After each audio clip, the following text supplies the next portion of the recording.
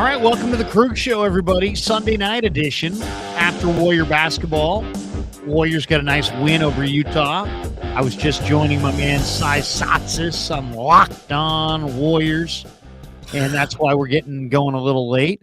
Frank Red in the house, Cy in the house. I believe Danny's going to join us at some point. Carl Foster's going to be here, and we're going to talk a little basketball. We'll talk about a bunch of things, but we'll get into Warriors Utah, and then, of course, we'll get into the Final Four and what we're going to see tomorrow night in the national title game. The big man is back, and we get to see Zach Edey, the Naismith Award winner, if you didn't realize, going up against the big man, the 7'2", 250 or 270-pound big man for UConn. The Connecticut Huskies have been absolutely dominant so far in the NCAA tournament. Though Arkansas, I thought, gave them a good little run, but we'll get a chance to see Donovan Klingen, Yeah. again, who's 7'2", 280, against Zach Edey, who's 7'4", whatever, 310 or whatever, and very, very skilled. So we'll talk a little bit about that as we get like a true kind of almost like date back game where you've got a two legitimate huge centers going head to head. I mean, we haven't seen that in forever, so I'm looking forward to that tomorrow night. Guys, thanks for jumping in on the Krueger Show, and of course, we're brought to you by Pig and a Pickle, the best barbecue in all of Northern California. Check them out in Emeryville and Corte Madera. They're open 7 days a week from 11 a.m. till 8 p.m. or until they run out. We're also brought to you by Marin Auto Glass. MarinAutoGlass.com on the web, 415-883-3030. If you need a new windshield, Marin Auto Glass is for you. Underdog Fantasy is one of our sponsors as well. Check the link in the description. Use that promo code KRUG, K-R-U-E-G, and they will match you up to your first $100. And last but certainly not least, the newest sponsor on the Krueger Show, Sharp Corner Sports Cards and Collectibles in Monterey. Call Anthony Catania. He's at 831-521-5264. And we thank all those fine companies for being proud sponsors of the Krueger Show. What's going on, Cy? What's going on, Red? How are you guys doing? I'm really, really excited and happy. It's a lot going on in the world of sports, a lot of diversity and a lot to talk about. And it's always great to get together with you and Cy and whomever else joins, man. I love it. Absolutely. Thanks for long time no talk, huh? Yeah, thanks for coming on the program just a moment ago. We had a great show and always stoked to continue the party, man. So here we are. And Rafael Luna has followed us over from Locked On. He says, I came right over from Locked On. This is my first time hearing of this podcast. We'll be paying attention to it and listening and here going forward. Well, thanks you, Rafael Luna. Yeah. As far as if this is your first time on the Krueger Show, we talk a lot of Bay Area sports. I'm a Bay Area native, so we talk Bay Area sports, Giants, Niners, Warriors, probably not in that order. But we talk a lot of Niners, and if the Warriors go to the playoffs, we'll absolutely do every single game postseason, and they are going to the playoffs, at least the play-in portion. Let's start with Golden State, and we'll get to the college game later. Great win tonight. No Steph, no Wiggins. Utah rolled in. Now Utah's a disaster, right? I mean, let's lay that out there. I mean, Utah was 26-26, and the bottom fell out. They're now 3-23 in their last 26 after the loss tonight. They got a good young coach who's 36, but they've now lost 12 in a row overall, 13 in a row on the road. But they do some good things. They're the number one offensive rebounding team in the NBA. Tonight they played without Jordan Clarkson or without John Collins. They don't turn it over a lot. They're 30th. And Kessler. And Walker Kessler. Yeah. They're 30th in the league in turnovers. But they ran into a Golden State team that had no Wiggins, no Curry. Curry was resting. Warriors, though, are playing well. They've won now 7 of 8. They're currently in the 10th spot in the West. Klay Thompson got off to a very hot start, 13-point first quarter, 25-point first half.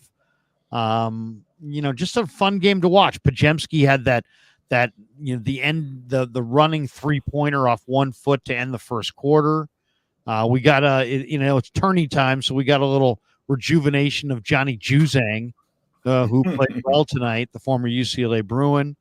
But we saw the Warriors start both Trace Jackson-Davis and Brandon Podziemski, and I was saying to Cy, Red, I don't know that anybody that I can remember who ever went into an NBA draft with the 19th pick and the 57th pick that ever came away with more than what Dunleavy did with Pods and TJD. Yeah, I mean, I'm right a lot when it comes to sports commentary, particularly in basketball, but most sports. So humble. Yeah, I mean, but the interesting thing is that when I am colossally wrong, I love it. And I was wrong on Pods for the past 3-4 months. I've been singing this guy's praises, and based on what I saw last summer to where he is now, I'm on board for the rest of his career. And I also like how he has learned from the veterans to be more humble. And the more humble he gets, to me, the more and more he fits, the more he looks like a guy who's going to be here for the long haul. Not surprised by Jackson Davis. I'm really not. But Pods' ascension and his role isn't a joke, man. This guy is a really solid cog in the Warriors machine. I really enjoy watching him play.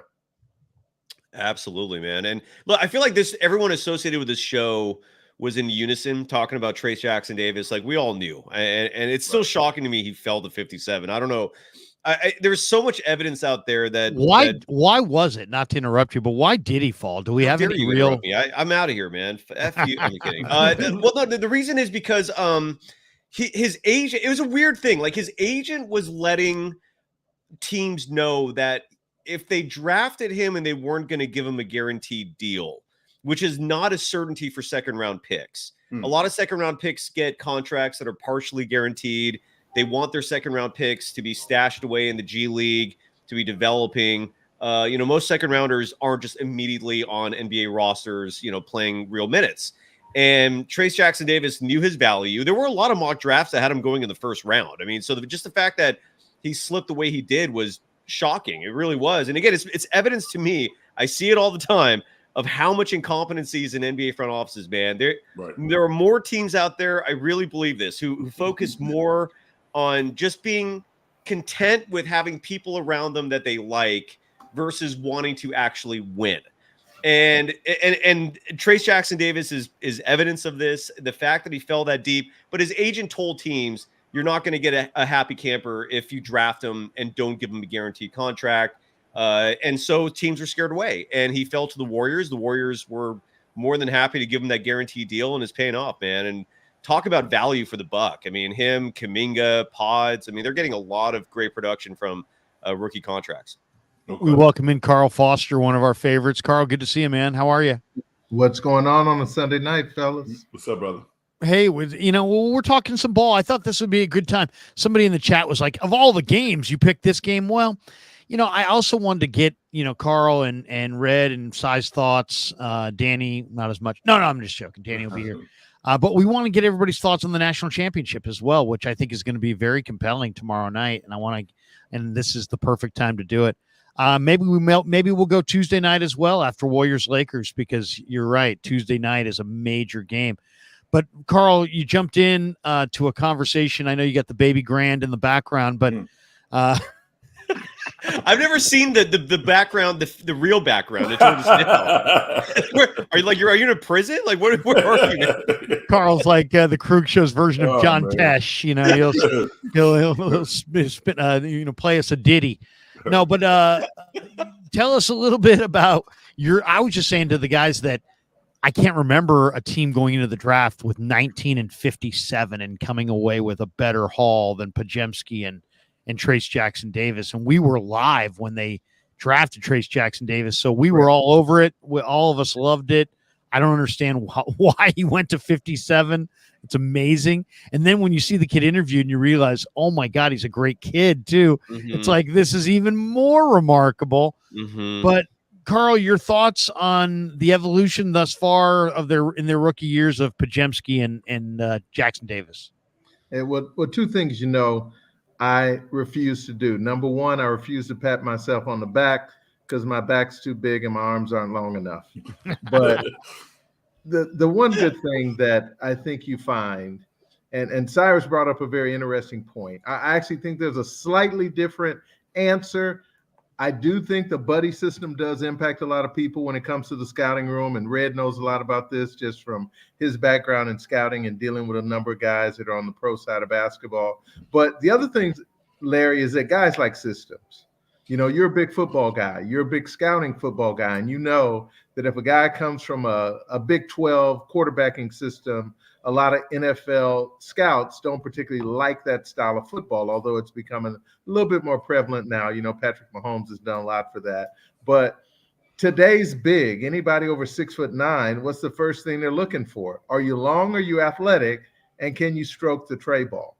Because there aren't too many teams that are really interested in a guy doing much more than that. And if they find a guy who's going to be a pick and dive guy, they're looking to get that guy on a discount. They're looking to get him in the second round, or maybe picking him up from the G League, or maybe somebody who washed out before, went overseas and comes back. Trace just ran into a situation where he just didn't fit a profile for a lot of teams, but he perfectly fit the Golden State Warriors profile. He in essence becomes James Wiseman and Kevon Looney in one. And that's what's made him really unique. And we were all there on draft night. We were all very excited about it. I felt it was the steal of the draft, just in general.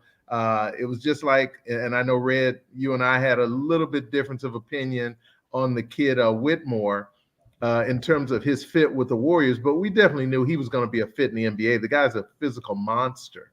Right. So it really comes down to what you like. It's kind of like dating women.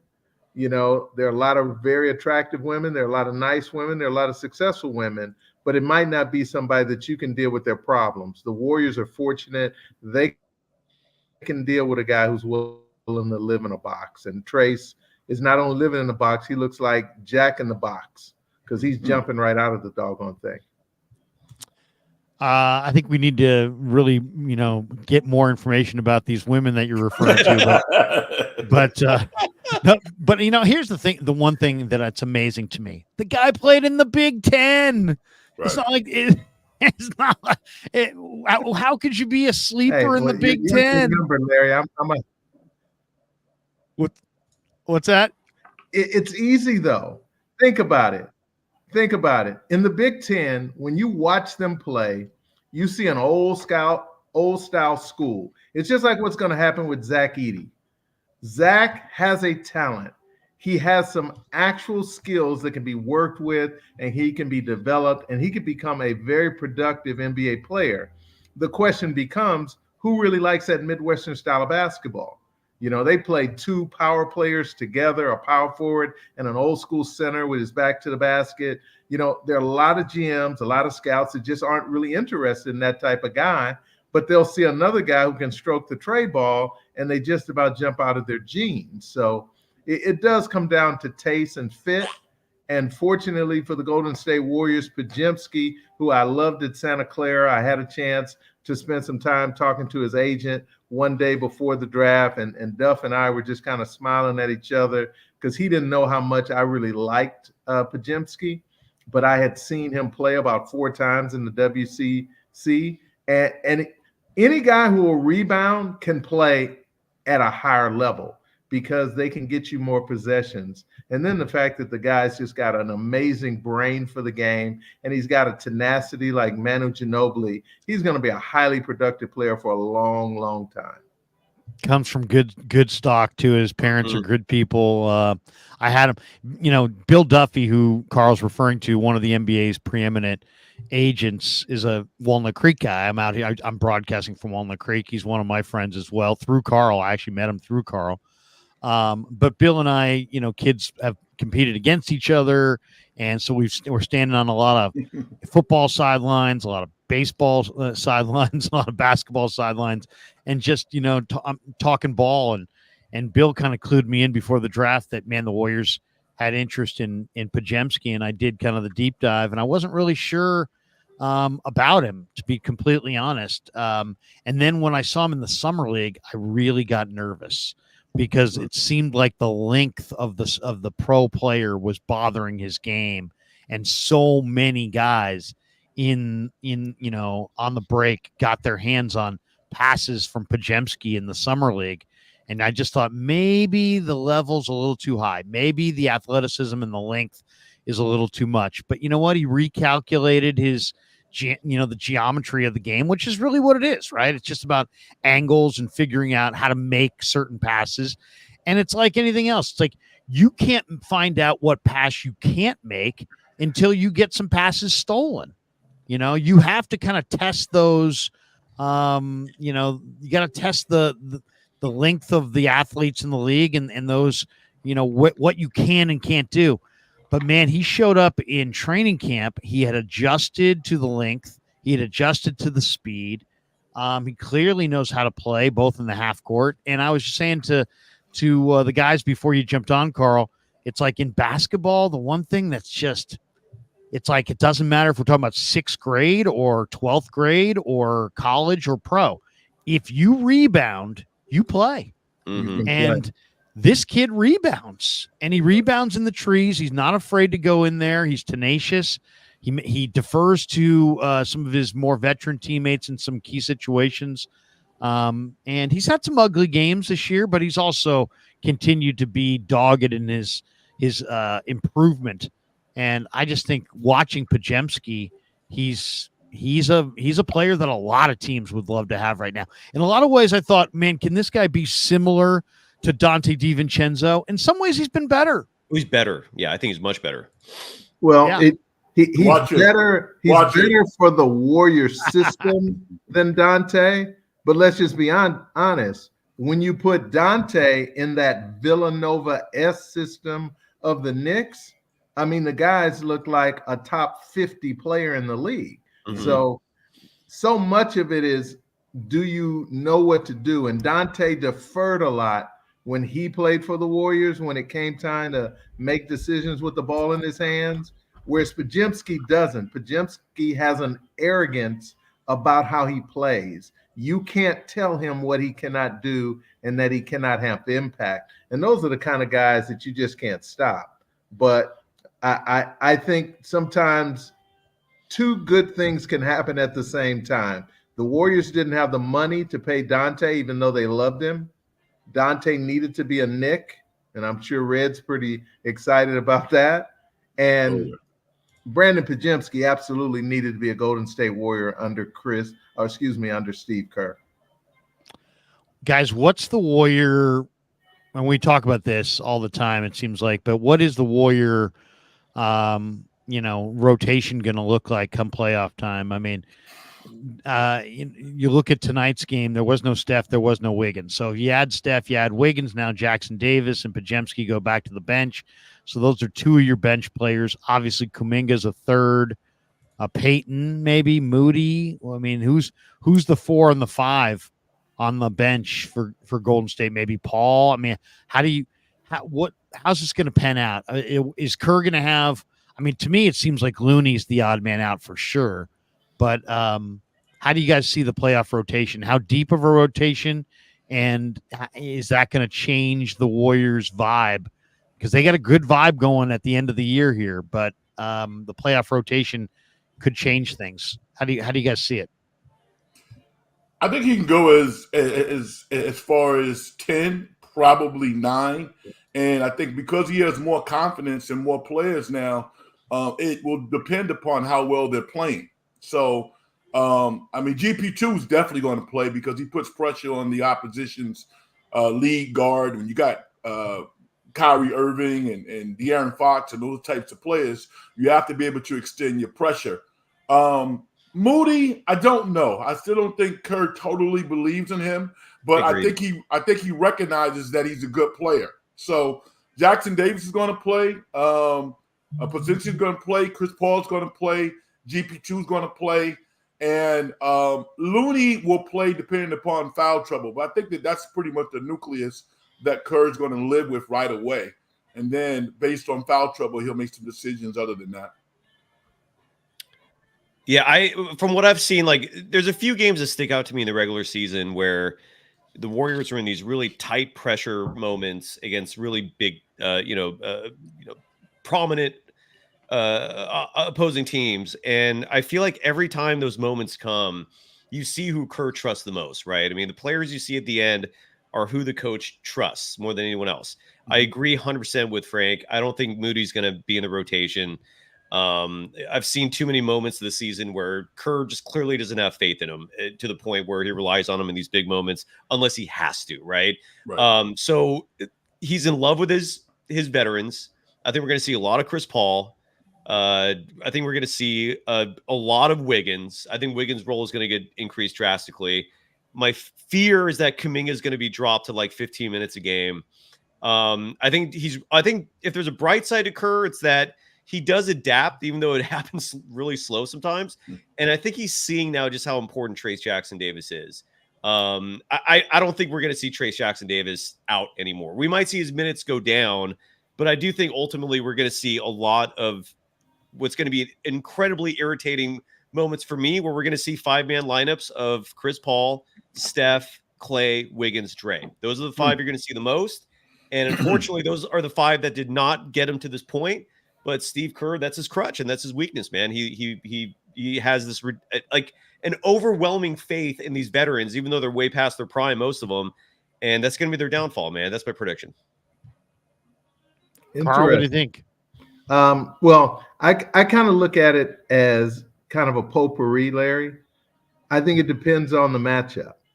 I think if you're playing the Los Angeles Lakers, there could be some lineups where you don't see a guy like Moody, not because he's not a really good piece, but because they're going to need shooting to space out their length. Then if you're playing somebody like OKC, I could easily see Moody being a big piece, because you're going to need to be able to put a lot of people on. When you're going up against an elite scorer, and they have one of the top 5 scorers in the NBA, you've got GP2, you've got Moody, and you've got Wiggins. And that combination of those 3 guys are going to have to play minutes, because you got to be able to take that guy away at some point. And then they have a secondary scorer who can get at you at the wing spot.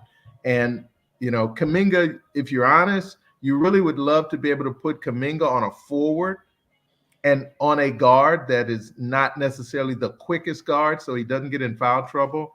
I really believe, Cyrus, and I know you've been waiting on this, I really believe the rope for Jonathan Kuminga is not going to shrink. Jonathan Kuminga has finally become more of what any of us who saw his promise wanted him to be. Think about tonight. What was the one stat tonight that really jumped off the page? Rebounding. He rebounded the basketball. He went to the ball. He got it. He pushed it. He was incredibly efficient. He passed on his first open tray ball to get some rhythm. And then the second one, when he got a clean look from the left corner, he immediately let the thing go and dropped it. He had a beautiful, I like the assist total too. Fade. Those things bode well, but there's certain matchups where it's not that he's not valuable. They have a little bit of a neutralizer, like the Timberwolves. Their length causes problems for secondary scores because they can clog the lane. They can take away opportunities and take away shots at the rim. So he'll just have to make his adjustment in those series. If I had to look right now at what I see, I think the Warriors are going to end up playing the Sacramento Kings. I think the Kings are going to end up dropping to number 9, and they're possibly going to stay there. I think the Lakers are going to move up to 8. They're going to end up playing the Pelicans most likely, although the Pelicans could find a way to take away that spot from Phoenix. Whoever the Lakers play in that first game, if it's the Pelicans or Phoenix, I think they win that game and take the 7th slot. And then I think it's going to come down to the Warriors against whoever they would have to play in the 2 play-in games to get the 8th spot. And they have, if I'm looking at matchups, I would love to see them play OKC. I would love to see them stay away from Denver in the first round, but beggars can't be choosy because the play-in is not the playoffs. Yeah. I would love to see Warriors Kings in the play-in, just because no Herter, no Malik Monk, HB's not playing well. Kings are Kings have had a kind of now they're looking for points from Davion, and it's like, they're in a weird spot right now. Mm-hmm. I got to ask you guys about Wiggins, because when the Warriors won a title a couple years ago against the Celtics, Wiggins was a dominant rebounder. He's averaged 4.5 boards this year. At times it's like really maddening to watch Andrew Wiggins play. I would have liked to seen him dealt at the deadline, just because I just feel like I don't like the coast. I don't like watching players where I feel like are coasting. I feel like there's 3 out of 4 nights he's coasting. But how can you get him back into that thinking just about rebounding? Because if they can get, into this thing, and he can somehow, really go with full attention to the glass, I like their chances. I mean, I like their chances of pulling an upset and maybe making some noise in the West. But they need him to do something. And to me, that something's rebound. How do you get it out of him? How does Kerr how did they get it out of him a couple years ago? How can they get that rebounding thing? Because if he just goes to the glass, I love their chances. He's such an enigma. It's almost like that. I mean, that would be Christmas. All right. The only reason why I was comfortable with him being traded is if I thought the Warriors would get DeAndre Hunter back. Beyond that, I thought the Warriors needed to keep him. And to Wiggins' support, after the trade deadline, he's played pretty good basketball. His defense has been high level, and there have been some games in which he's been very aggressive offensively. So because Jackson Davis is playing well, Draymond is playing well, I can live with the poorest rebounding numbers if he continues to be a threat offensively and also plays excellent perimeter defense. I think the defense is going to be the determining factor of whether or not the Warriors move forward. So, no, he's not a great rebounder. He's not consistent. But if he plays defense, he's slashing and he's scoring 12 to 15 points a game. I think that's house money, Larry. He's averaging 5 rebounds a game over the last 8, and he's also scoring very well, and he's hitting the 3 ball over the last 3 weeks. Exactly. He's actually taken a notch up. I actually believe he has geared himself up for a playoff run. Yeah, Larry, I agree with you 100%. I wish to no end that Wiggins was traded, if for no other reason, because it would have forced Moody to have a much bigger role. Wiggins, in my opinion, gets in the way of other players developing. The only excuse for playing Wiggins is if Kerr believes this is still a world championship contending team. We're about to find out how real that is. And if this is a contending team and Wiggins is legitimately contributing to that, great. As the second highest player on this paid player on this roster, it's coming through. But if they lose that playing game and that's how the season ends, and he's your number 2 player in terms of salary, that's a massive waste of money, man. He turns 30 years old next year. Kerr's reliance on him, again, hinders the development of a lot of other younger players. And you're right. You're all right in the sense that he's improved from what he was earlier this season. But again, like when you look at his numbers, for example, in March, he averaged 13.4 points per game in March. Like, is that what you want from your second highest paid player? The only part of his game that I agree that it's improved has been his 3-point shooting. That's suddenly become reliable, and that's huge. And he also looks, from the eye test, he looks better. Like you're actually seeing muscle definition in his arms and shoulders that was not there earlier this season. So whatever has been going on with him in his personal life, there is a good chance, just from anybody who watches basketball religiously and observes the Warriors, you can tell that he's better than he was, right? And he's improved. But is he at a level where is he the same player he was in 2022? Hell no. Is he giving you the points that you desperately need as a secondary scorer behind Steph? Hell no. I hear a lot of rhetoric about his defense being much improved. Depends on the night. That the biggest issue with Wiggins this season has been his consistency, where one game you'll get 20 points, You'll get 3 of 5 shooting from beyond the arc, and you're thinking to yourself, wow, that's the old Wiggins. Like, he had played great defense on Luka, for example, against the Mavericks last week. But then immediately after that, you'll have a game where he scores 4 points, and he's like 1 of 10 from the field, and he just vanishes. So he's a colossal disappointment to me. When you look at his body of work as a career, which has been, 10 years, 11 years now, outside of that stretch in 2022, it's just been underachievement. It's been underwhelming. It's been disappointing. And I really wish they had traded him, because if you're not going to win a championship, how does it logically make sense to play this guy and hinder the development of Kuminga and Moody? It makes no damn sense.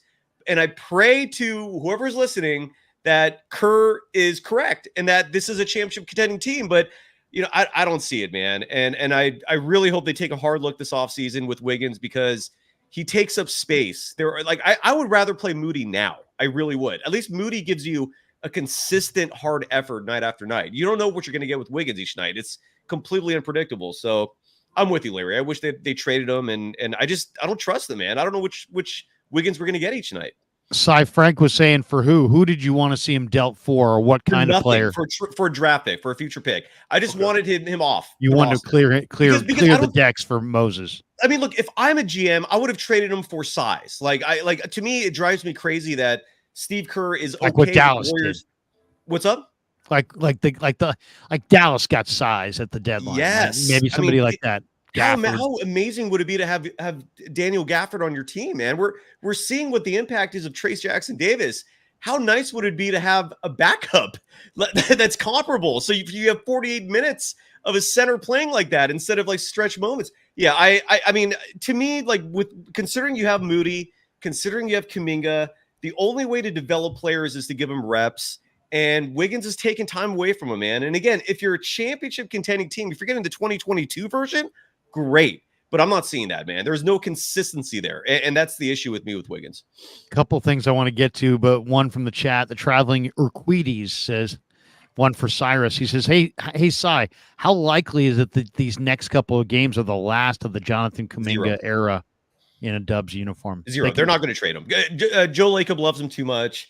And again, for the few people out there that, clamor for that because they think he has value and he's going to bring something back, give me a name. Because, I mean, I studied these rosters across the NBA. There is no one out there that you can get back for him that would be comparable, that's going to magically make your team a championship favorite. That's not going to happen. So, Frank is saying LeBron James. LeBron James makes no basketball sense, but LeBron James makes great business sense. Mm-hmm. LeBron James, agree. Is Joe Lacob a basketball aficionado, or is the business side of it come first? But you heard Draymond Green, right? Draymond Green's like a huge Kuminga advocate, which I love hearing. Yeah. And you heard Draymond himself say, like, because he was one of the key voices and messengers of all this trade talk for LeBron a couple months ago. Even he was saying, man, Kuminga ends this deal immediately. Like, Kuminga is not on the table for a LeBron trade, but I don't think that's going to happen. Thankfully, Joe Lacob has enough sense to know that him and Moody are valuable pieces for this franchise. The great Dan Coach Emilio joins us safely ensconced behind a barrier wall in a 55 and over community in the state of Arizona. That's why Danny looks so safe. Nobody gets in or gets out without, a pair of Dockers and a code. Danny, good to see you. What hat is that you're wearing there? Is that a new Dan Coach Emilio hat? Yeah. DC. Yeah. I wish I had the company, but it's not my company. Yeah. Let me. We're talking Warriors. We're going to get into some college, but we start off talking Warriors. Who do you guys want in the play-in tournament? Who's like the best? What's the best and the worst option? I guess the options are what? New Orleans, Phoenix, Sac, Lakers, maybe one other team in there. Who's the best option? Who's the worst option? You want to get Kings, and then you'd love to get Pelicans. That's what I would. I agree. Kings. Cy? And just to inform people first and foremost, The Kings own the tiebreaker over the Lakers. So if those two finish in a tie, the Kings will have the advantage there. Right. If the Warriors beat the Lakers on Tuesday, Lakers, by the way, just lost to Minnesota, which is huge. So only one game in the loss column separates the Lakers and the Warriors. So if the Warriors win Tuesday, they win the tiebreaker over the Lakers.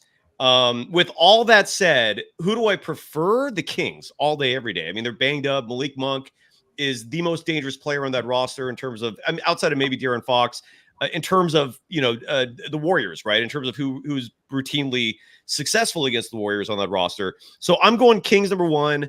And if it's the Lakers in San Francisco, I'm cool with that. If it's the Lakers in LA, that scares the shit out of me just because Steph always struggles in that arena. I still don't know why. I don't know if it's the lighting. Dude, you guys have any clues for that? Like, I've never understood that, man. But Steph does not shoot well in crypto. It might be the depth perception. I mean, he doesn't struggle this way against the Clippers. It's more in the Laker games, right? But he does also struggle. He also does struggle in Clipper games. Not as much, right? But the shooting numbers are also down against the Clippers too. That's why the lighting thing, I don't know if that's true. You might be right. I don't know. But I mean, let's ask somebody who played. Dan, what do you think? No, but I mean, Red, what do you think as far as high school, I thought, right? I did, yeah. Danny played. Yeah. We all played at some level. But Red played at the highest level. So Red, among the people on this panel here. So Red, what do you think? You think it's depth perception because they do darken the bowl outside? They make it kind of like a very swanky thing for the Lakers where the court's really bright and the people are sitting kind of almost like in a concert, like a concert or a play or something like that. It's more dramatic. It's almost like a constant spotlight. What do you think? I think that the environment might have something to do with it, but I would give the coaches credit, and even LeBron, he's one of the coaches. They just hug him when he goes to Los Angeles. I think the players get hyped up, and he's generally shooting shots with 2-3 guys hanging over him. And I think the onus is on his teammates to play particularly well in Los Angeles, and that hasn't happened either. So the lighting might have some issues, but I would give the Lakers' defensive strategy a head nod because they really, really focus their attention on him. And oftentimes, he's really aggressive with questionable shots down there, unlike at home. So I think it's the Lakers' defense. I think the Lakers' defense emphasis on Stephen Curry is always better at home for whatever reason. Carl, what do you think? Lighting is different. Sometimes you just have these bugaboos against certain teams for a period of time.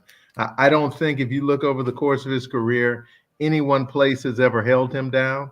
I think eventually he's going to have that ridiculously great breakout game that everybody goes, oh, it was just something that just happened over a short period of time, a short sample size. Because remember, they've had different coaches there too, who've done slightly different things defensively. So although everybody game plans to stop Stephen, that doesn't necessitate that that's the biggest reason. I'll say this. The Warriors are playing so well on the road. They're so focused this year on the road. I think because they did have such a dramatic change last year, not being able to be effective, I expect if they played LA on the road in a play-in game, you'd see the great Warrior team. And if we're honest, a couple of years ago, they lost a game in a play-in situation against the Lakers for one reason. LeBron hit the most amazing fadeaway three-pointer in the clutch that stole a victory. So sometimes it's just timing. We get this one from the chat from Cosmin. Cosmin Cozy Codes. He says at the Krug show, Larry, did you see my super chat? I did, Cosmin. I just wasn't sure how to work it in here. He says, love your show, Larry. I've been a fan since the old KMBR days. I miss seeing Kev on the stream. Hopefully he shows up for the play-in or playoffs if we're lucky. You know, I don't like that kid anymore. I feel like he's arrogant. He's too big for his britches. It's all about him these days. No. Mm-hmm. He's got, first week of the quarter down at Cal Poly. As Cy knows, Cal Poly is a difficult school. Kev's graduating at the end of the quarter, and so I'm just trying to, we do a call-in show on Wednesday nights, and other than that, he likes to jump in on some of the post games, and maybe come playoff time he will. So that's all I'll say. But no, I love him. He's done an incredible job for the channel. He's the reason that we're sitting here with 40,000 subs, largely in the last 6 months. The way he's put together videos and really, really done an incredible job. Mark Graves says, Kev, a chip off the old block. I call him the boss man. I just say, "Hey, boss man, what do you need from me today, boss man?" He's the guy who tells me what to do.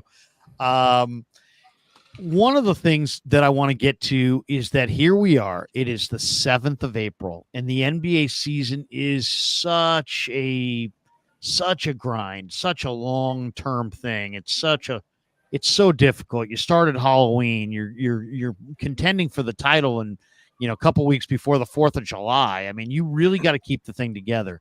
A lot of people have been critical of Kerr. Cy, you're one of them.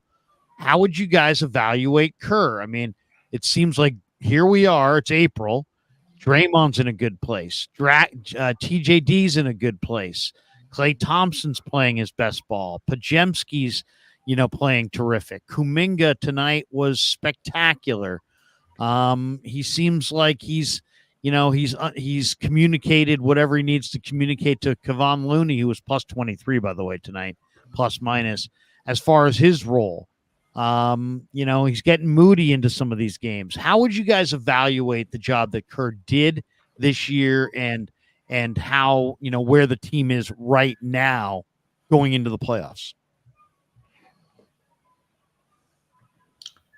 Well, I think I'll start. I'll just say that I thought tonight was an excellent move, benching Curry, just DN, resting him. Yeah, resting him. Not really benching, but resting him because you got a huge game Tuesday night, and tonight, I mean, should have been a gimme. They should have, and they didn't let up. They played hard defensively. They were switching really well. They were communicating. You could see. So I think overall, like you said, Larry, it's a long, long season. And a lot of times teams evolve as the season goes along. I can remember playing on teams that, we started off very poorly. And by the end of the season, we were gelling. It appears the Warriors are starting to peak. And that you have to give credit to the coaching staff, I think. What do you guys think of the job Kerr did? Because, I mean, let's be honest. Steve Kerr got criticized more this year on 95.7 The Game and in other venues more than he probably has his entire tenure here with the Warriors. How would you guys evaluate the year he had as a coach? I think the first 30 to 35 games were rough.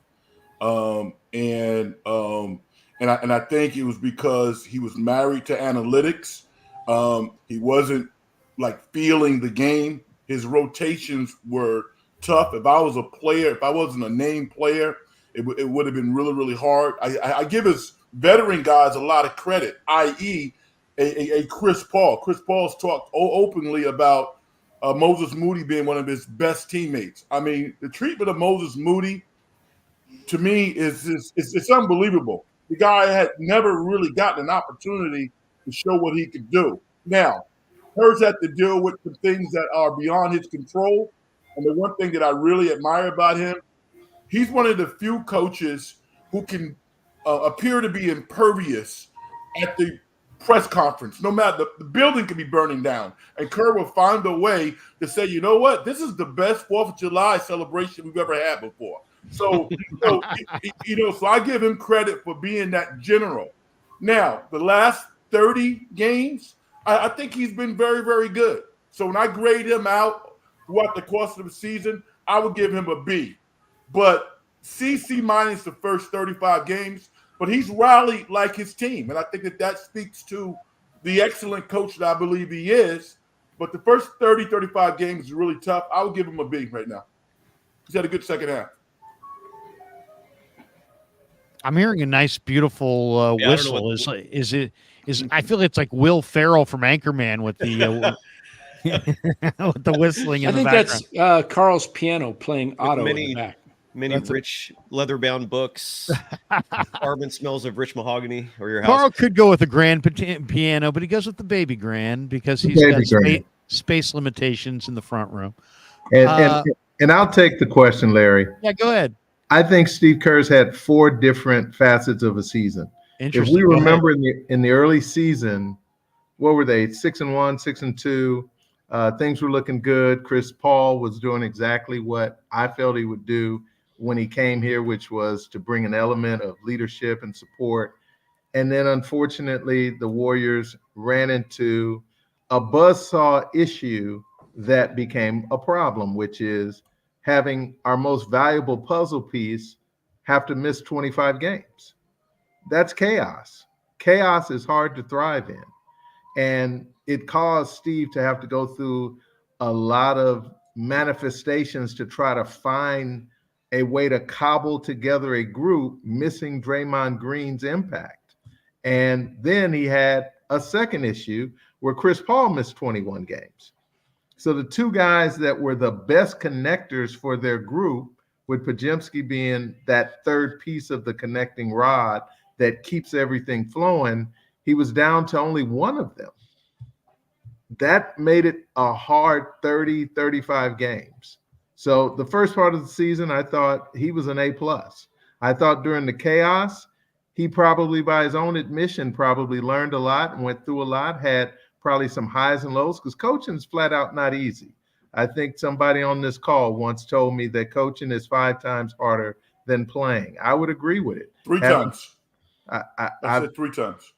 I've coached enough to know you're never going to satisfy the complete group, and you certainly can't satisfy the people that are supporters, be it fans or family. And it's hard enough to be able to talk to your players. I think over the last 25 games, they have found a way to take some pieces that have had some disconnected pieces. I forgot about the fact that they had to go without Andrew Wiggins for a second year in a row at a very critical point in the season where they're trying to make a run at the play-in. So, when I see things like the traveling, I can't even remember what the name was, and people say that Steve Kerr sucks and he's a joke. I would say this. The guy's coached just under 1,300 games. He's won 750 of them. Ask a lot of other people to deal with some of the stuff he's dealt with, and let's see what their record would be. You win games because you got great players. You got to learn to adjust to figure it out when you don't have the best players. And now there are a lot of other teams that got some really good players in the Western Conference. I think he's really good at blocking out the drama and not telling the fans and the media the things they don't need to know. Like Draymond just went off in the locker room. He doesn't share it. Joe just called with 5 of the most stupid suggestions I've ever heard in my life. He doesn't show that. All the stress, I think, that goes on, and it can be a circus around an NBA team or any pro team, whether you're talking about NFL, NBA, MLB, NHL.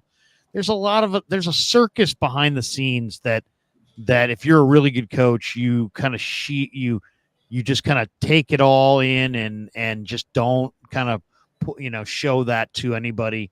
Don't let anybody into your inner circle. I think he does a good job of letting you feel like he's sharing with you his inner thoughts, but actually not. Mm-hmm. Sai, you've been the most critical of Kerr, so why don't you weigh in? How would you term the Kerr season thus far? Well, I think if Steve Kerr was in a lot of other media markets, I would not be the one who hates him the most. He's earned a lot, and hate's a strong word. I don't hate him. I'm like one of the only people that criticizes him, so my voice is amplified.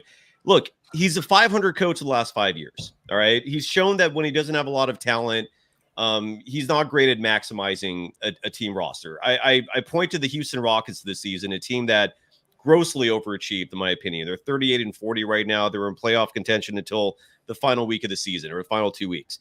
if Steve Kerr is head coach of the Houston Rockets, do any of you think they're anywhere close to this? I don't. I don't. To me, no. To me, there. And Ime Udoka is an example of someone who's actually gets the most out of his team. And I don't think Steve Kerr is that type of coach. I think Steve Kerr is masterful in terms of integrating an offensive system.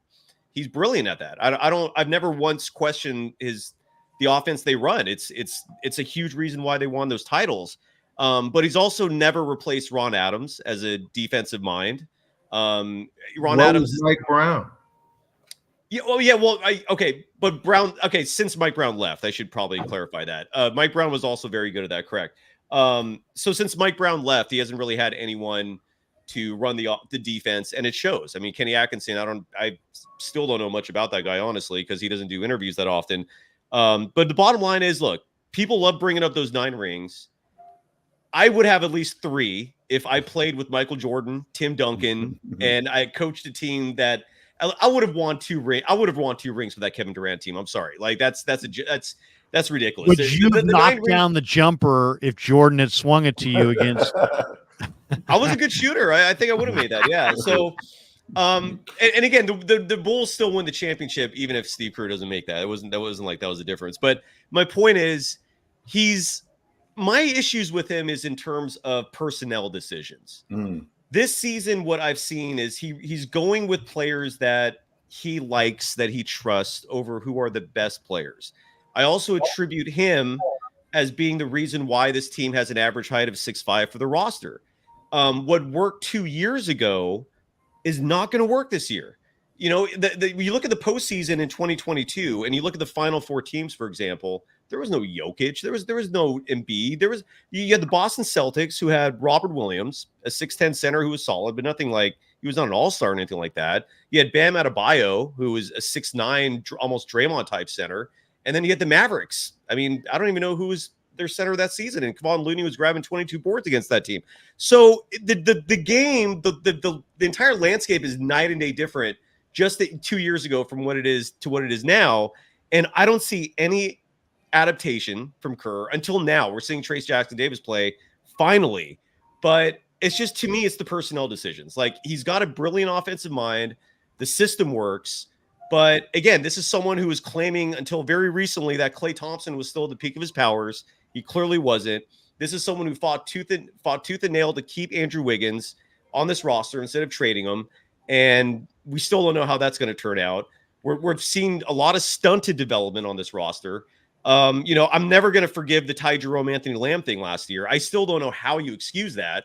It's just, there's no accountability. Like, he makes a lot of mistakes, and it's just he gets away scot-free, you know? And, you know, and I'm never a fan of nepotism. So the fact that his son is like the head coach of the Santa Cruz team, that does bother me. I don't know why people just pretend like that's not a thing. Like, that's kind of weird. Like, that's not, like, we're not supposed to support nepotism in this world. We're supposed to frown on that. So so that is kind of revealing of who he is as a person. You know, he likes surrounding himself with people he likes. He likes helping people that he likes. He's not someone who's notorious for picking and playing necessarily who earns it, but who he likes the most. His infatuation with ball handlers is a little weird. Like if you don't handle the ball like a point guard, he frowns on that and you won't get playing time. And that's not necessarily always the most important thing. So there's a lot to criticize him for. And I'm, for some reason, the only one that does it. And so I stick out as like the person who's like the hater. I don't hate him, but I do think he's overrated. And I wish he would play the best players and not necessarily just the players that he's most comfortable with. That's my problem with him. Do you have a grade for him? What's the grade? Would you give him? Or do you not have a grade? For this season? I mean, look, he's also had a lot of adversity. I give him C+. You know, okay. I mean, they're the 10 seed. All right. We can't forget that. Like, they're the 10 seed. All right. Yeah, I mean, we also got to add in the fact they had a coach pass away. Yeah. That had to impact them greatly. They spent 9 days where they weren't even playing. But it's not like they were doing great before then. I mean, you know, but they've got 43 victories. Last year they finished with what, 46? 44, yeah. That was the 6th seed, and they dealt with adversity last year. At the end of the day, we all know this.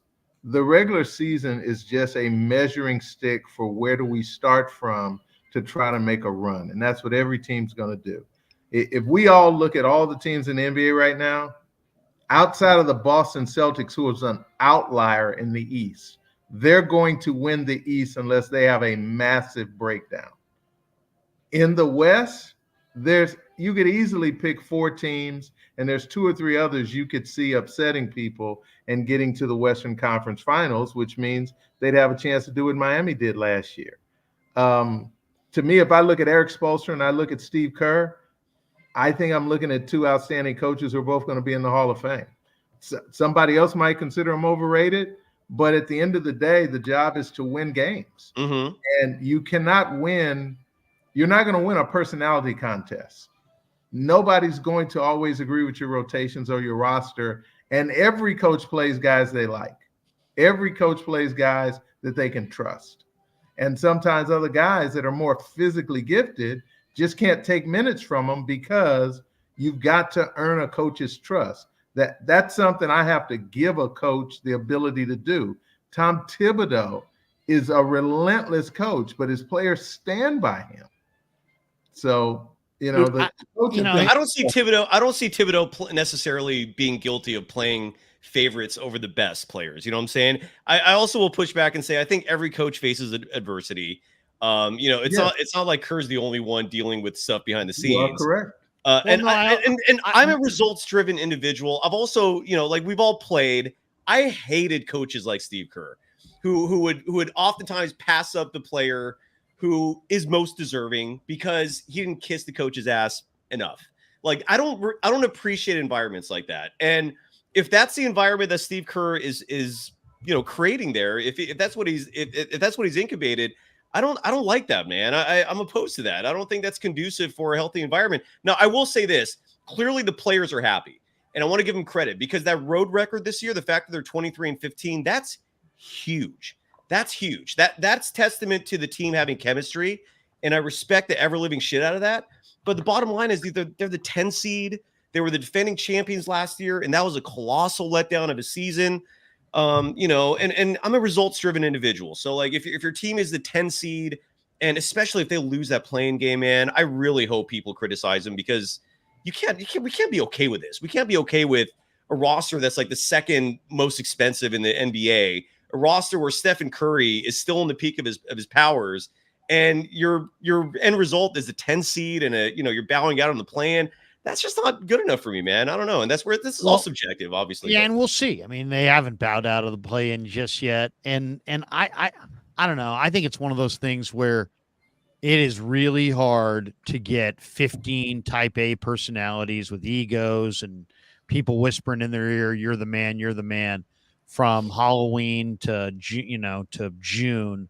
And everybody's pulling in the right direction. I mean, there's a joyousness about the Warriors still right now as they're getting ready for this final stretch that I think there's probably a handful of games that they traded to maintain that joy. And Steve is a master, like Phil Jackson was, at getting the team through the year. And I don't think every move is about basketball. A lot of it's about keeping the group together. He's got a good finger on the pulse of that. But you're right. Except for the fact he had 2 players calling him out this season publicly because they were unhappy with their role. And it's not like they're young players who are now playing great, right? Agreed. But it just goes to show that Kerr, if they didn't do that, we'd still be seeing more of the same. It took those 2 players. I mean, Moody still hasn't gone his run. I mean, he still hasn't gotten his opportunity fully. At least Kuminga, thankfully. And granted, the Kuminga thing, it also took the Steve Kerr being stubborn and sticking with those veterans in that Nuggets game, right? Where they blew that huge lead. And what I'm saying is he's made some mistakes. There's no question. A lot of mistakes, yes. But, and I guess that's here we are, April 7th, and man, the Jonathan Kuminga that I saw tonight, if he can replicate what he did tonight going forward, he's a force. So he's gotten a young player who had a lot of skill, but also there was a rawness to his general game. And I think he's improved his basketball intellect. I think he's brought him along. And now here we are. I mean, I know it took a lot of weird steps to get here, but the Kuminga that I saw tonight could help you beat almost anybody you play in the playoffs. He's really, really good. Agreed. Right, but Larry, now. if Jonathan Kuminga doesn't speak out, we don't see any of this. Like I don't know. I'm not giving Kerr credit for Kuminga's development. Kuminga did this in spite of Kerr. All right. Kerr suppressed him and drove him to the point where he had to publicly, on more than one occasion. He also had to do it after the postseason last year when he sat on the bench during that Lakers series that they should have won and they lost. And he publicly called him out then, publicly calls him out again in January. And it took 2 of those instances for Kerr to begrudgingly, seeing that his veterans are no longer the same players, he was left with no choice. Kerr couldn't just leave Kuminga on the bench when his team was rotting away, right? He had to play him. So I don't give Kerr credit for Kuminga at all. But it's not just that he's playing him; it's the way he's playing right now and what he's getting out of him. He's playing using all of his speed and athleticism and jumping ability, and the incredible physical gifts that Jonathan has are on full display. And he's making the right basketball play consistently. And the lob that he threw tonight to TJD was a beautiful play. He had several plays where he's going a million miles an hour and then just slows it down and makes the right pass. I just think that, some of these things, we think of it as like young players just need minutes. Well, they need minutes, but they also need instruction and they need to be brought along to play the way that Steve wants them to play, which is under more control, being, not just physically fast to the hole, but also seeing the guy on the weak side, making the right pass. And now we're seeing it. So I don't know, I'm not crediting Kerr for that, the reason that Kuminga's in this got to this point. I'd say Chris Paul is first and foremost the reason for that. And that's a huge reason, I think, why Chris Paul was not only brought in, but why he's brought value, man. Like, young players are looking up to that guy. Like when we have a discussion about who could coach the Warriors next, which I've had on a couple occasions on Locked On Warriors, Chris Paul, I don't know if he's going to retire. He probably wants to keep playing and get a ring, but he would be at the top of my list, man, for a coach. I think he'd be a fantastic coach, but I'm not giving Kerr credit for Kuminga's development. I'll say this about one thing I'll say about Kerr and coaching is it's a fine line sometimes between you got to know your players, and sometimes you make the mistake and you don't communicate properly, or you don't play a guy enough and you lose him. And then there's other times it motivates the guy. And I got to believe Kerr, because he is a great communicator. He's fantastic at being able to communicate through crisis. We've seen it over and over. We've seen it in his personal life. We saw it this year when Decky passed away. I think he held the team together and it was a rallying point. I'll say this with Kuminga, there's a possibility that he was communicating with him. We don't know, on the side, that not in the public, and that he was pushing Kuminga to the point where because when Kuminga finally got to play, he let loose. Last year in the playoffs, he got benched because he looked lost. And that's subjective, man. Every criticism of Kuminga is subjective because statistically he was fine. And I don't agree with that. He played like 3 minutes and people said he played an awful game. But don't you think he looks totally different this year within the offense? Well, because he's actually playing. Right. I mean, we never and keep in mind last year when Wiggins played that disappearing act for nearly 3 months, it was Kuminga who was playing and keeping the team in playoff contention. And they get to the playoffs, Wiggins comes back, and then Kerr banishes him. And the reason why I'm not buying into the whole communications thing is because Kuminga literally, like, when Kuminga publicly called out Kerr, after the fact, Kuminga comes out and says, "Oh, I didn't know that Kerr had an open door policy, that I could just go in there and talk to him." Why didn't you know that? Like, how was that not communicated to Kuminga, that he could come into your office and talk to you? Why didn't Kerr reach out to that young player and communicate more with him? I almost feel like, and Boogie Cousins he publicly called out Kerr recently, and other people have said this about Kerr as well. That he's a very lackadaisical head coach, right? He's very laid back, which a lot of players, I think, love. But there's a downside to that. And I think this is one example where you just sit back and let things happen. And I don't know, man. Whatever. We got a super here. We got a super here from Yo or You. He says, remember when Cy said Kuminga could be the second best scorer to start the year and y'all laughed at him LOL, Kerr still wouldn't be playing Kuminga or Trace Jackson Davis up to him. Thank you. Hey, Si, that last 3 to 4 or 5 minutes that you just kind of went off on Kerr was brilliant. I mean, you detailed. I don't hate. No. You detailed a lot of things that makes a lot of sense. It's very topical. But I'm listening to you as a coach, right? And there are no perfect coaches. And Agreed. And you're right. Kerr would probably not be the best coach for me because I understand basic mathematics. All right, when the algorithms get really complicated, I'm probably not as good. But if you give me an opportunity and I take advantage of that opportunity, I expect to play moving forward. And that is not how Kerr's math works. He has a different type of math, right? Now, here is what I think that you don't give Kerr enough credit for. Kerr is clearly comfortable expressing his and even emotional connection, and I'll even say love to his players. So if he screws up or if he pisses some of them off, he has a way of getting back. And what Larry had said, keeping the team together. Like you look at like the Charlotte Hornets, look at that roster. They don't have a bad roster. They got a bad team because they're not connected. And as a player and as a coach, I give Kerr credit for that. Well, I'm not giving him an F. Again, I'm not giving him an F grade. No, I give him a C+. And here's the other thing. Yo, I'll take a C+ in school, man. I've been trying to. I live for a C+.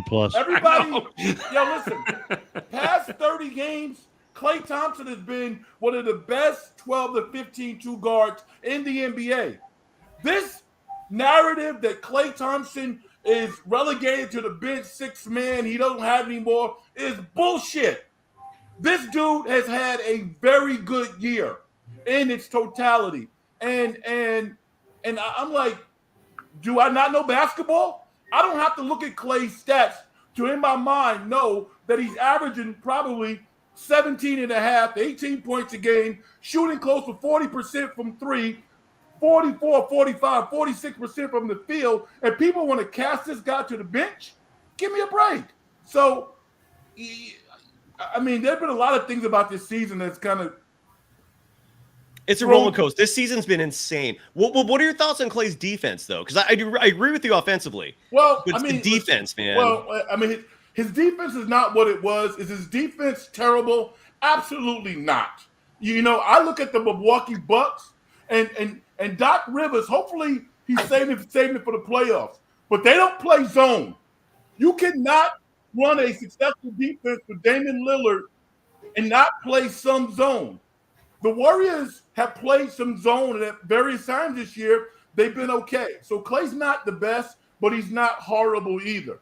So, well, let me ask you this. He's the number 2 scorer. My point is, Klay's the number 2 scorer on the team behind Steph. That's my point. Right. Now, well, I have seen almost every game, not like Cy, who's watched every game this year, but tonight was game 78. And what I saw of Klay Thompson, he looked as fresh as I've ever seen him, his legs. You look a big player to you? Hell no. OKC's going to offer that guy $30 million. His legs, he just looks kind of, what's the word? Spiry? That's not the right word, but springy. Springy. He was moving tonight, not just on offense, but defense. He was moving and he just looked like he had more energy tonight. And I don't know if it was because Steph was out and he knew he was going to be the guy. No, there's games like that where he looks like his old self. You're right. You're totally right. Yeah. Here's a question. By the way, that agreement between Cyrus and Dan is sponsored by Sharp Corners Sports Cards and Collectibles. Call Anthony Catania 831-521-5264. It doesn't happen often. It's kind of like a lunar eclipse, but their intersection of agreement there was brought to you by Sharp Corners Sports Cards and Collectibles. Yes, Carl, go ahead. Here's a question for you.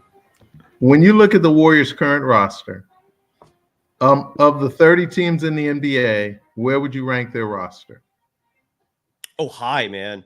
Much higher than the record, in my opinion. So top 10, top 5? Well, just to put it in perspective, like since January 30th, they have the second best record in the entire NBA. Yeah.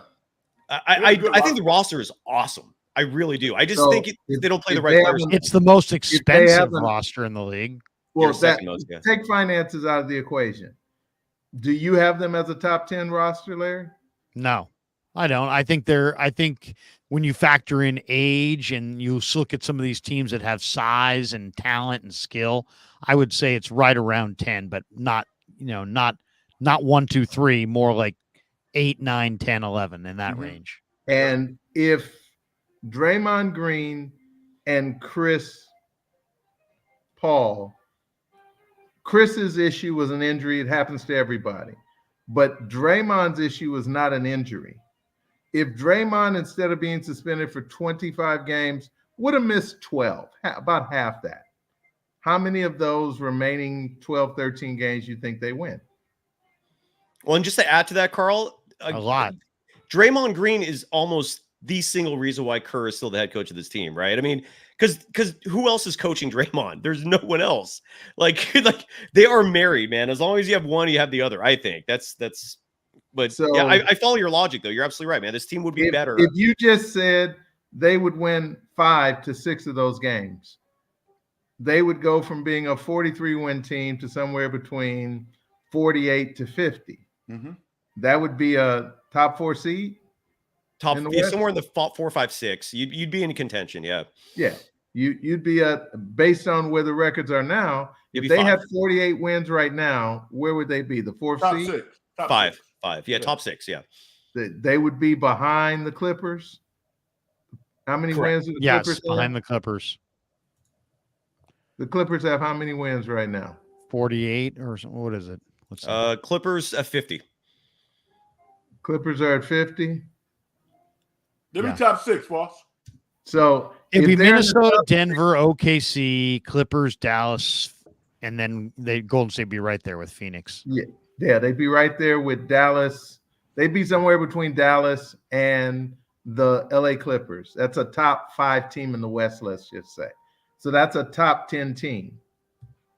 Therein lies one of the challenges. They're the only team that's had a guy suspended for 25 games. A guy who connects everything for them, particularly on the defensive side. It's hard to rate a season when you've got such an anomaly that's in the middle of it. Yeah. Everybody deals with issues. Everybody deals with some load management. Everybody deals with some personality conflicts that go on that we never hear about because we don't live in those markets. But not everybody deals with a player that had to be out for such a large chunk of the season. It's like an injury, though, Foss. I mean, it's not like an injury, though. Well, no, it is because it's a missed game.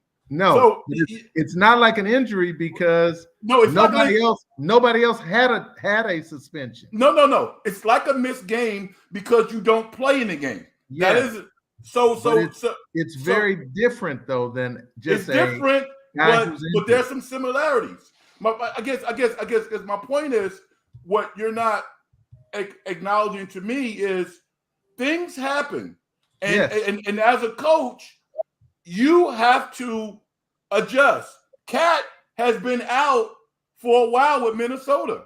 All right, they only have one point guard, Mike Conley Jr. Billy Donovan has had to win and win some games in Chicago when his top 3 players have been out the entire season. So my point is, it's like, yo, you're right. Draymond's a major factor. They would be a top 6 seed, but as Sky and everybody else has acknowledged, there have been some other variables that have got in the way of moving forward that have nothing to do with the players. And some of the onus was on the coach in dealing with those issues. That's the only thing I'm saying. And do other franchises have similar issues? Yes. I mean, everyone's got issues. I mean, that's the part about coaching. If you're gonna grade a coach, is there any coach that should get an A? Well, yeah. If you completely, get your team to play above their skill level, and I think Kerr, we don't give Kerr a high enough grade, simply because Draymond Green is a force of nature. And when he basically roundhoused Nurkic, even the Warrior bench was like, what? Like, and that's like not just a guy on your team, that's the guy on your team as far as the temperature in the room. And somehow he got this thing back on the I mean, when that happened, this thing was off the freaking rails. And to be able to get to where they're at right now is a miracle in itself. Let's just see where they go from here. If they crap the bed and duck out quickly, then maybe we have one thought. But what if they win the play in and pull an upset in the first round? We're gonna all have dramatically different takes on Kerr's stewardship of this season, right? I'm not, because I thought he's done a good job stewarding what he's dealt with. Has he been? Well, I should say the people that are ripping him for his stewardship will probably come over and say, you know what, he did keep this thing together. I mean, Draymond Green lost his mind a couple times this year, and Kerr's found a way. I mean, he headlocked Gobert and dragged him 8 feet. He roundhoused on Nurkic and got himself suspended for a month. It's almost I get the vibe this year from Draymond, kind of like Shaq there with the Lakers, where it was like, do you really want to play the 82? I get the feeling that it's like he was coming up with creative ways not to play the 82. And when you got a veteran who's doing that, that's a powerful thing that you got to fight against. I don't know. I'm a little bit more apologetic on Kerr, but I know I'm not watching it nearly as closely. I probably only watched, it's just 70% of the games this year. I probably tuned out for 30% of the games. There's just a lot of little things that I'll give Kerr credit for this. Like, he eventually does adapt, and I'll give you some examples. For one, excuse me.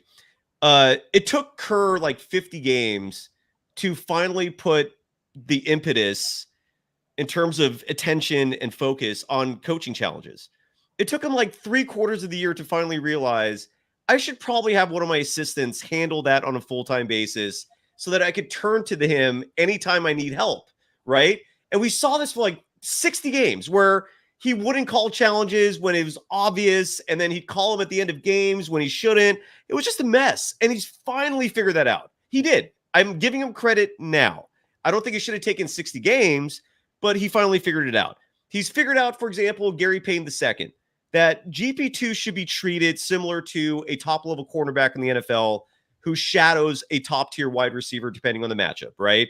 He's now utilizing Gary Payton II in that role where he shadows like a Kyrie Irving. Like he had that assignment in the Mavericks game, and Kyrie did not have a great game as a result of that, but it took him forever to figure that out.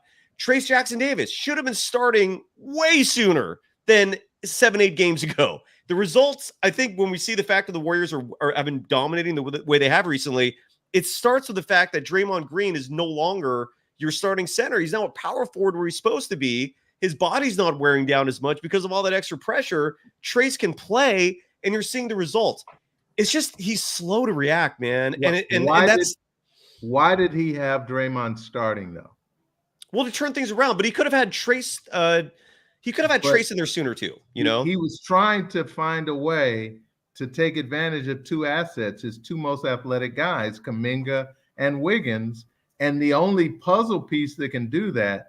I mean, Draymond has a very unique presence, a very unique set of gifts, and a very unique personality in terms of just that fire that sometimes he doesn't control in the way he might want to. But he's also the most unique puzzle piece you could have, because he was able to get Kuminga and Wiggins playing well together. And then there was a point where Wiggins, of course, left again, and that opened the door to give Trace Jackson-Davis more of an opportunity. With the Gary Payton thing, what happened if Rick, their guy who oversees kind of what's happening from a health maintenance standpoint, said, hey, I don't know if Gary's ready for those kind of minutes just yet. But to save him towards the end of the season, they'll still have him, because he had some kind of dings early on in the season where he would go for a set of games, and then he might have a little bit of a health issue where he might have to miss some games. So sometimes there could be stuff happening behind the scenes that we don't hear, that they don't tell the media, like you said, Larry, that could be impacting this. We could go all night on Kerr, and it's a good discussion. It really is. But I do want to hit a couple other things, and we don't want to go all night long. One last one on the Warriors, and this is very, the simplistic question of all time. But to me, I'm interested in your guys' answers. Gary used to be like, I like the guy, but I wouldn't want to drive cross country with him. In other words, I think he's a big mouth, it all. Is there, if there was a Warrior that you could sit down and have dinner and maybe a few beers with and just kind of chop it up, who's the likable guy, or who's the guy that you either admire, would want to talk to, or you kind of dig his vibe? We'll go around the room, and it has nothing to do with their skill level. It could be something totally different. Red, we'll start with you. Who's the Warrior? Because when you watch this team and you hear them interviewed and you hear them talk and this and that, you get little glimpses, and then you see them interact on the floor. And I think when you play the game, you can also kind of see a guy's personality. And we get little glimpses. Who's the guy for you on this team that you say, you know what, I kind of like that guy's vibe? Chris Paul. Yeah, I was going to say that's good. Chris Paul. Yeah, and it's Chris Paul because I know from the start I don't like everything about him. We're different in some ways, but there's some things about him that I truly admire. Chris Paul understands how to play the bigger corporate game. And I think that, as a person of color, as a black man, you need to understand how to play the corporate game and how to deal in this billion-dollar world. Chris Paul understands that. At the same time, his family has a history of HBCUs. All right. So there's some lineage there. There's some entrepreneurship there. There is a 6-foot guy who has ascended to one of the best point guards in the history of the NBA. That's hard to do. You have to be I don't want to call him a prick, but you have to be able to feel comfortable rubbing people the wrong way. So there's a lot of things that, he's been happily married to a person for a long period of time. There's a lot of things there that I think I could become a better person listening and talking to Chris Paul about life. So Chris Paul is my guy. Yeah, that's a great one. Cy, what do you think? You're all up in it. What is there, you probably have more little side anecdotes about some of these guys than any of us. What do you think? Well, Steve Kerr would actually be a really chill dude to hang out with. I did an interview with him once in Denver where all we did was talk about surfing, and that was cool. But and again, I have nothing personal against Steve, man. I think he's a fine dude. I just, but sometimes I disagree with his coaching decisions. But to answer your question, Phil Jackson, I absolutely love. He's not on the Warriors. Oh, this has to be a Warriors player? Yeah. Well, that was the question. You can. Steph. Oh, then Steph. Then Stephen Curry. There's coloring outside the lines, and then there's really outside the lines. You're taking it. No, that's okay. I would say that then Steph. Steph easily. I think Stephen Curry. The dude does nothing but exude positive energy, and I would absolutely love to play 18 holes with him. I think that would be a delight. Carl, what do you think? There are two people who jump out. Steph, needless to say, is an amazing guy. He's an incredible man. But based on the question that you asked, the person that I really would enjoy spending the time with would be Draymond Green. I grew up in a neighborhood similar to probably what he grew up in Saginaw, Michigan. I've grown up with people that have that super competitive, they'll fight you to the last tee type. Those are the guys that in the neighborhood, when you were the kid that didn't get in trouble, you were the kid that came from the good family, they were the ones that looked out for you in case somebody might have had some ill will your way. They were the big brothers. But I'm fortunate because I'm older than him. I'm in that father figure type range, that uncle range. I would love to have a conversation, talk about just some of the things he does in the community, some of the things he's learned, some of the areas where he's growing. I know as a young man, he's been pretty open at times about some of his struggles. And I think we'd have an amazing conversation. I think he's a young man who's very interesting because his ladder is even going to be greater than what we see now. Danny? Yeah, that's all the guys picked were great, and I would have thought of those, but you left me Clay, so I would take Clay, and Clay would love to play with this guy right down there. Clay would, if something happened to me, I think I could trust Clay to take care of Buster. Clay's just a down-to-earth guy that I would enjoy just talking to, just life in general, overcoming adversity with his first his knee, then his Achilles, and then having to listen to all of us critique him, saying he should, maybe the Warriors should drop him. What's going through his mind? What does he feel? And then just, going on a boat ride, man, that would be kind of cool. Mm-hmm. If it was going to be Clay, I think it would be the most fun this is just me, but I feel like the most fun you could have with Clay would be getting super blazed with him in his living room, having Rocco chill with you, and just playing video games for like 12 hours straight. My guess is that would be a delight. Yeah. I none of these are bad answers. Green to me would be a guy that I would love to pick his brain. I just think in so many ways he's a basketball genius. He's a media genius. He's at times appears like he's out of control, but at other times it's like you feel like every move is well thought out. He'd be one. The other one for me is GP2. I'm seeing some, I forget what it was the other night. They had these little girls out there singing the national anthem or whatever, and they're all walking by, and he's shaking each one of their hands, and he goes to one of them. He's like, "I really like your hair," and that's just kind of for an NBA basketball player to put it yourself in the other person's shoes, and what does a little girl want to hear? She may want to hear that he really likes her hair. And I just thought he's just very normal and regular to me. He's grounded. And I'd love to hear what it was like to, be the son of Gary Payton and, but at the same time be your own man. I think, his basketball development has come late.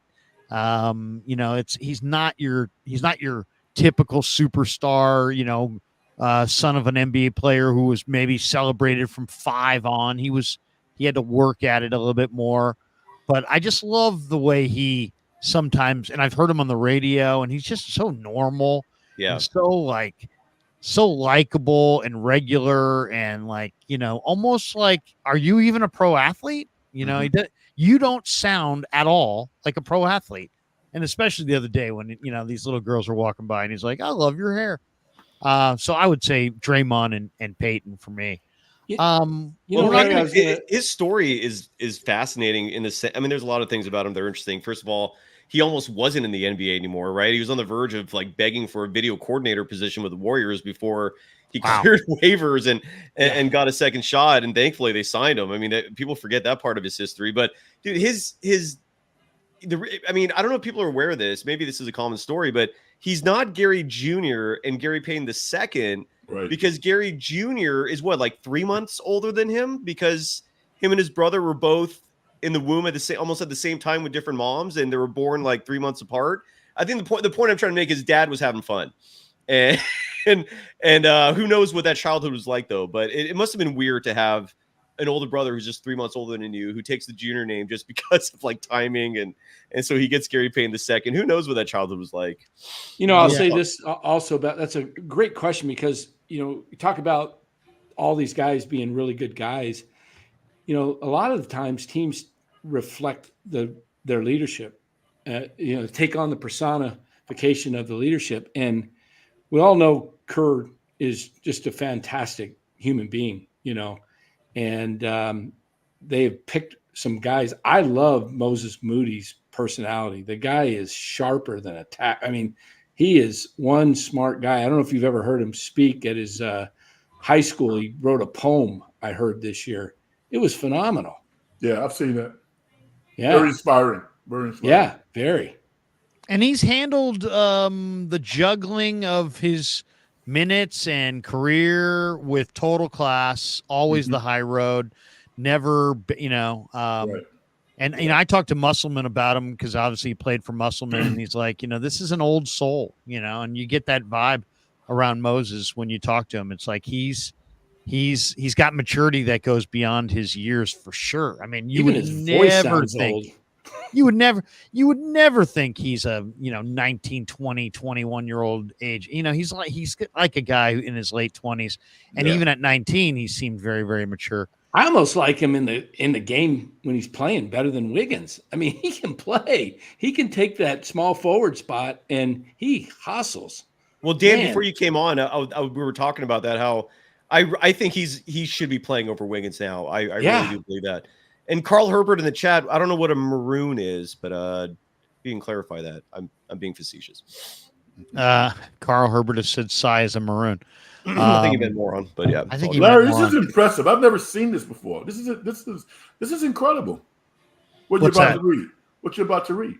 T. Dempsey says, Larry, your blue background makes you look like a dead Jedi. The red makes you look like a dark Brandon. Use the Force. I was thinking about the $50. Oh, yeah, that's dropping the 50 spot. Thank you. Forget about I mean, what he said was okay, but someone giving go you red, that was incredible. Go orange. Wow.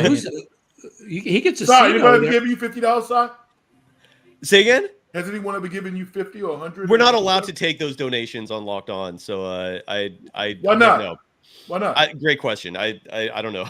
Okay. I think the philosophy is that the network feels like these donations would distract the hosts, and you don't give $50 to a maroon. All right, everybody knows that.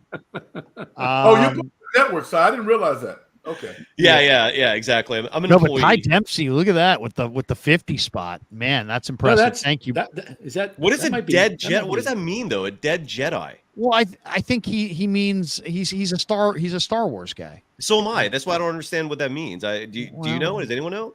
I don't, but I mean the guy donated 50. Why sometimes you just got to play along. You're absolutely right. I missed that. I apologize. Have you ever been asked a question at a cocktail party? You can't even hear the person, and you just give them one of these. Kind of the high eye, like, and it shows that you heard them, even though you didn't hear them. I always go, yes, totally, right, totally. Or here's another one that if you don't know what to say, here's another one. Nice, nice. Yeah, that's a. Yeah. Say it again. Guys, say that again. Guy says your lady comes up, you're at a cocktail party. She says your fly's down. You go, nice. Great. Is dead Jedi a compliment? I don't know. I'm not sure. Okay. I'm not sure if it's. I would imagine he wouldn't drop a 50 on us if he wasn't complimenting. I want an elaboration. Maybe T. Dempsey. T. Dempsey, if you could elaborate. If you could elaborate, please. That would be awesome. Larry, you may be getting to this in the next question or two, but I'm curious if what team, if the Warriors are fortunate to get into the playoffs, it looks like they'll be an 8 seed unless they can somehow get to the 8 and then win both games. They could be if they get to the 8 and win the first game, they're automatically the 7 seed, right? That's the only way they can get to the 7. Correct. Correct. So, yes. I mean, they're likely going to be 9 or 10. But there's also no guarantee the Nuggets are going to get the top seed. You know what I'm saying? So who? I mean, it's either going to be the Nuggets, the T-Wolves, or OKC. Who's the better matchup for the Warriors in the first round? Anybody but the Nuggets, I would say. Yeah. You think the Nuggets are the best option for the Warriors? No, I'd say anybody but the Nuggets. Oh, yeah. Agree. Yeah. Okay. They would want OKC. They don't sniff the Nuggets. I mean, they would want OKC. They're not physical. They play on skill. They want to play fast. Mm. They've got 2 elite guys that can get buckets, but you might be able to get them vulnerable defensively. And they're a shooting team. So if they have a bad shooting night, you could steal a road win. Well, I think the Nuggets are going to end up with the 1 seed somehow. I just do. I don't think OKC. It looks like to me it's T-Wolves or Denver. So if the Warriors can somehow sneak into the 8 seed, they have to win, get past LA. And then who's got the tiebreaker with the Kings and the Warriors? Kings, because of division record. Okay, so they pretty much they're 2 behind the Kings now, so they're technically 3 behind with 4 to go. So they're not going to get the 8 seed then. But if the Lakers surpass the Kings and it's Warriors Kings in that play-in, I mean that's okay. I don't mind going to Sacramento for a 9-10.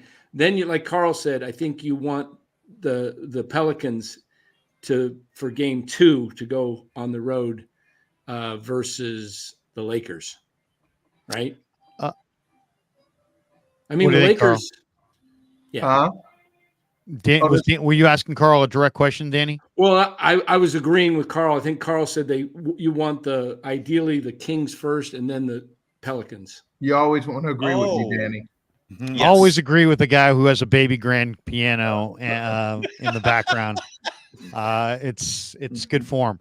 Joe Young says, Larry, Hold on, Carl, where are you? Like I saw that background, and where are you, man? Where are you actually physically right now? It's a StreamYard background. I'm at home. You're at home. Oh, so what room is that you're in right now? That's the living room. All right. Yes, it's a beautiful living room. I think I can pull that same one up. Yeah. Red's been to the house. It's an unbelievable living room, and nobody's walked in the background the entire time. No. Which is incredible. My wife's asleep. And the dogs are all sleeping right now. There's no action. No dogs, baby. All right, so I've got this one from Joe Young. Says, Larry, where are you from? And he left a little space there because I think he meant punk. He was like, "Where are you from, punk?" or bitch. The city. I'm from. Well, I mean, Frisco, bro. Frisco. I'm from George and Carol Krueger, who we first lived in Visitation Valley and then the Sunset District. I grew up in the city. That's what we call it, the city. The city. And now I have moved to Walnut Creek. Frisco, bro? It's not Frisco? I don't call it Frisco. My dad never called it Frisco. I don't call it San Fran, but I don't call it Frisco. But now I'm in Walnut Creek, and I enjoy the warm weather a little bit more. The WC. The WC. WC, yeah. All right, WC. little college hoop, because I got to get a couple of your college thoughts. The Final Four on Saturday, and anybody who doesn't want to talk collge, if you want to jump. I mean, I don't know how much you're into the college. I'll chill, man. Yeah, Unless you want me gone, I'll chill. We're only going to go for another, 3 little hours. period here. It won't be like Danny's show where it's like later that same day. The Final Four in Arizona, Purdue beat NC State 63-50. Purdue's 34-4. And the big man battle was won by Zach Edey. He had 20 and 12. He's 7-4. DJ Burns had 8 points and 4 assists. NC State shot 28% in the second half. They were in it in the first half. Michael O'Connell, one of their key players, suffered a left hammy injury on the break in the first half and just really wasn't himself the second half. I'm not saying they were going to beat Purdue. They weren't going to beat Purdue. Purdue is playing really, really well. They play an inside-outside game. Edey is, he's the best player in college basketball. He's enormously skilled when you factor in he's 7'4" and 300 pounds. So they won the first game. And I guess before we go any further, what do you guys think? I mean, is Zach Edey an NBA player? And what level of an NBA player is he? I mean, we know he's going to play in the league, but I mean, how good is he going to be? Is he going to be great? Is he going to be good? Is he going to be a bench player, role player? Is he going to be a nothing? What do you guys envision for Zach Edey? Let's start with Carl, because Carl seems like, you and I have been talking draft prospects forever. So we'll start with you on this one. What do you think, Carl? What does Edey look like to you?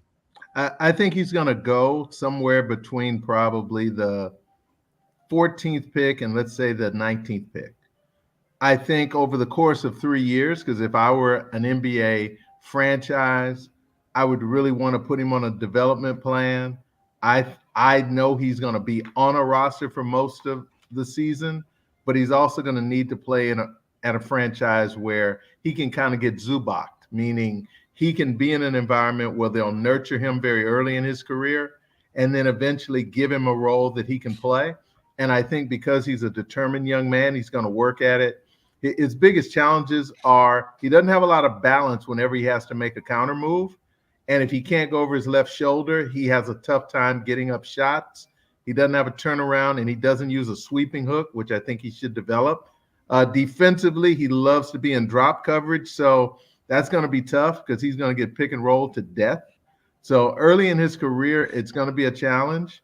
And as you could see what Alabama did, that's what's going to happen to him at the NBA level. As soon as he puts it on the ground, they're going to be like hungry dogs running at him. And he just doesn't have the speed yet to pick it up. So if you invest in Edey, you need to be investing for the long term, not the short term. Anybody else have a thought on him? I like your Zubac, comparison, because Zubac, when he first came in the league, was stiff. And, if guys like Landale are in the league and Zubac, when he first started, there's a place for Zach Edey at 7'4". Is he going to be anything like a, Rudy Gobert or Cat, one of those big guys? No, I don't. He doesn't have that great of shot. He gets the ball down low on these guys that are 6'9", and he just kind of throws it almost downward. He doesn't really have a lot of touch except for within 6-7 feet. They're going to push him out further in the NBA. Those big guys, they're going to keep him out at 10 feet, and he's going to have a harder time scoring. But he will be a defensive presence, a shot blocker. And if, I don't think he's ever a star in the league, but he's anybody that big that has some mobility will be able to make it in the NBA. He's pretty skilled for 7'4". Red, what do you think? I'm intrigued by him, and I'm excited. I like Foss's draft analysis of where he's probably going to be drafted. I would have a very simplistic approach with him. And when I look at Edey, I kind of think of myself a little bit because there's a lot of big guys who they developed in sequence, and he needs to do that. Like, first and foremost, I put out a tweet, I want to say yesterday, and got like 500 or 600 responses because I noticed something right away. Like Tom Penders, who I played for at Fordham, went on to Texas and Hall of Famer at this point, was an excellent coach. One of the things that I wish I was Zach Edey's coach. Whomever drafts him needs to have an incredible big man coach. First and foremost, he catches the ball. He should be able to contort his hips, turn to the basket, find it, and shoot it. He automatically puts the ball down on the floor. You can't do that in the NBA. No. You go from a 30-second shot clock to a 24-second shot clock. So I would get him in the G League or get him in practice, and we would just simply work on him catching, turning his hips, finding the backboard, and just putting it up, putting like 200 or 300 of those up every day. Defensively, I would work on his lateral quickness, and I would work on his physicality. I would make sure that he's comfortable fouling people hard, and not be scared, like a Hartenstein of the New York Knicks. If you saw Hartenstein his first year or two in the NBA, you were like, well, who is this guy?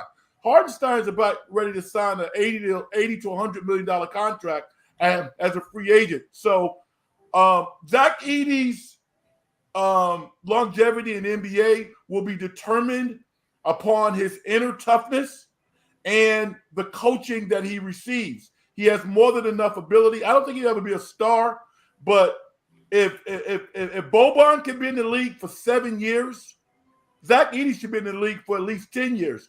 but he has to be a tough guy.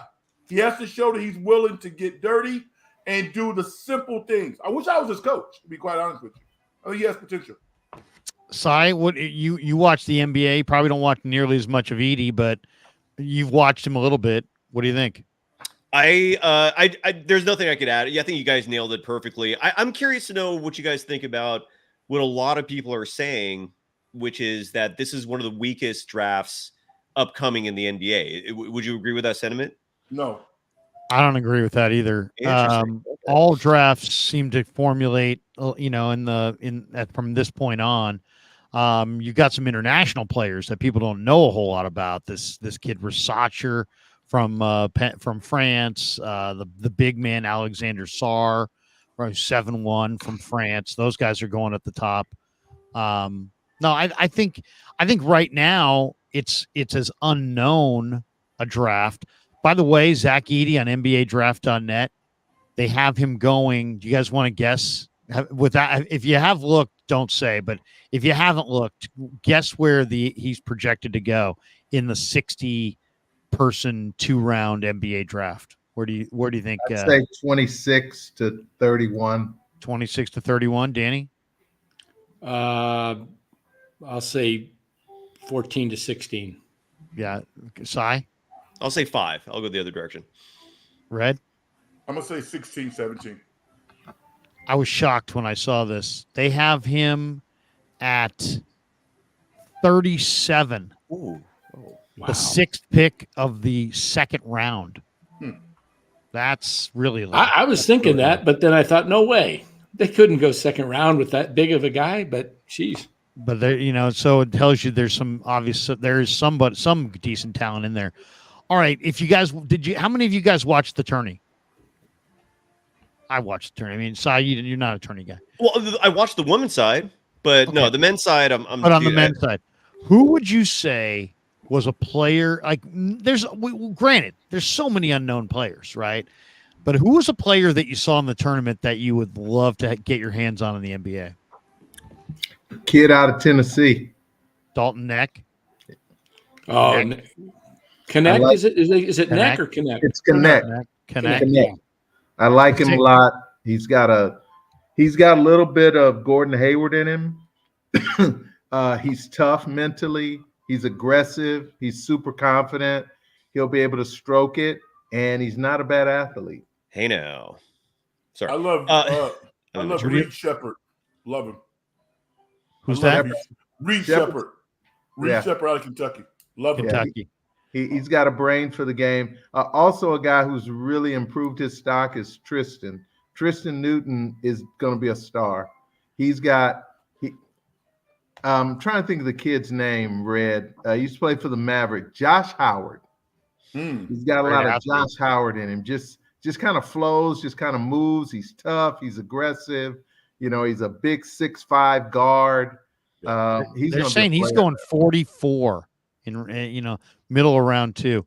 Who's projected to go in the top 3? As I just said, it's the kid Rasacher from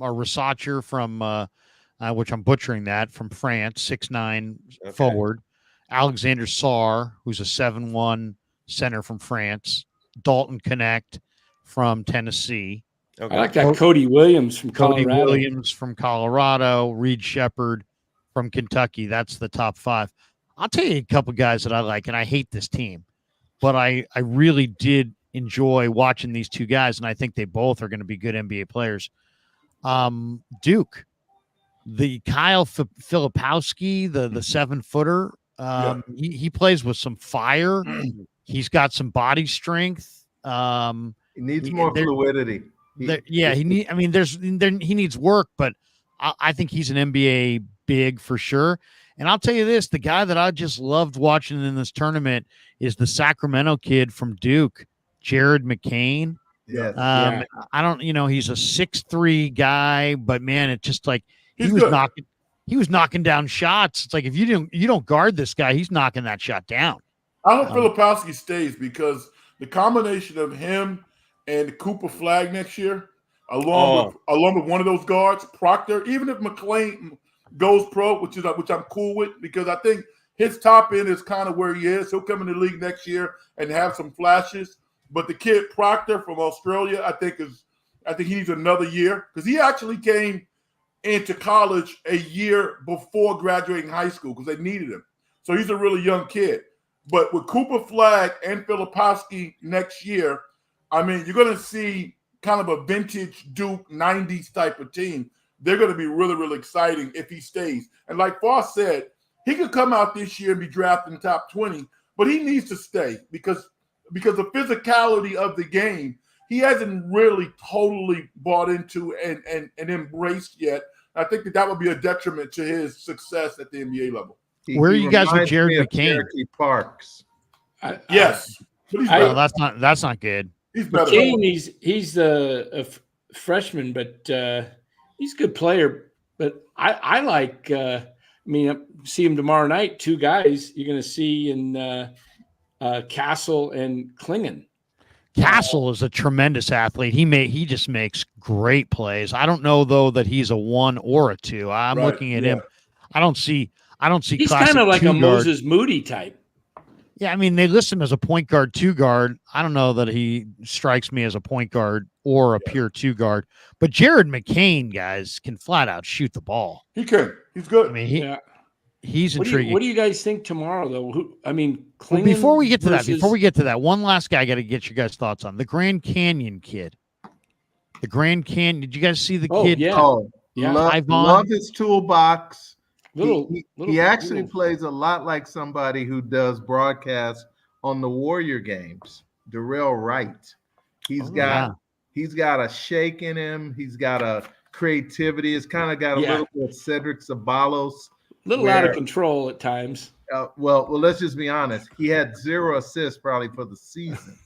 Every time he touched it, he looked to score, but he's got NBA written all over him. Yeah, I mean, this guy's 6'7". He's willowy.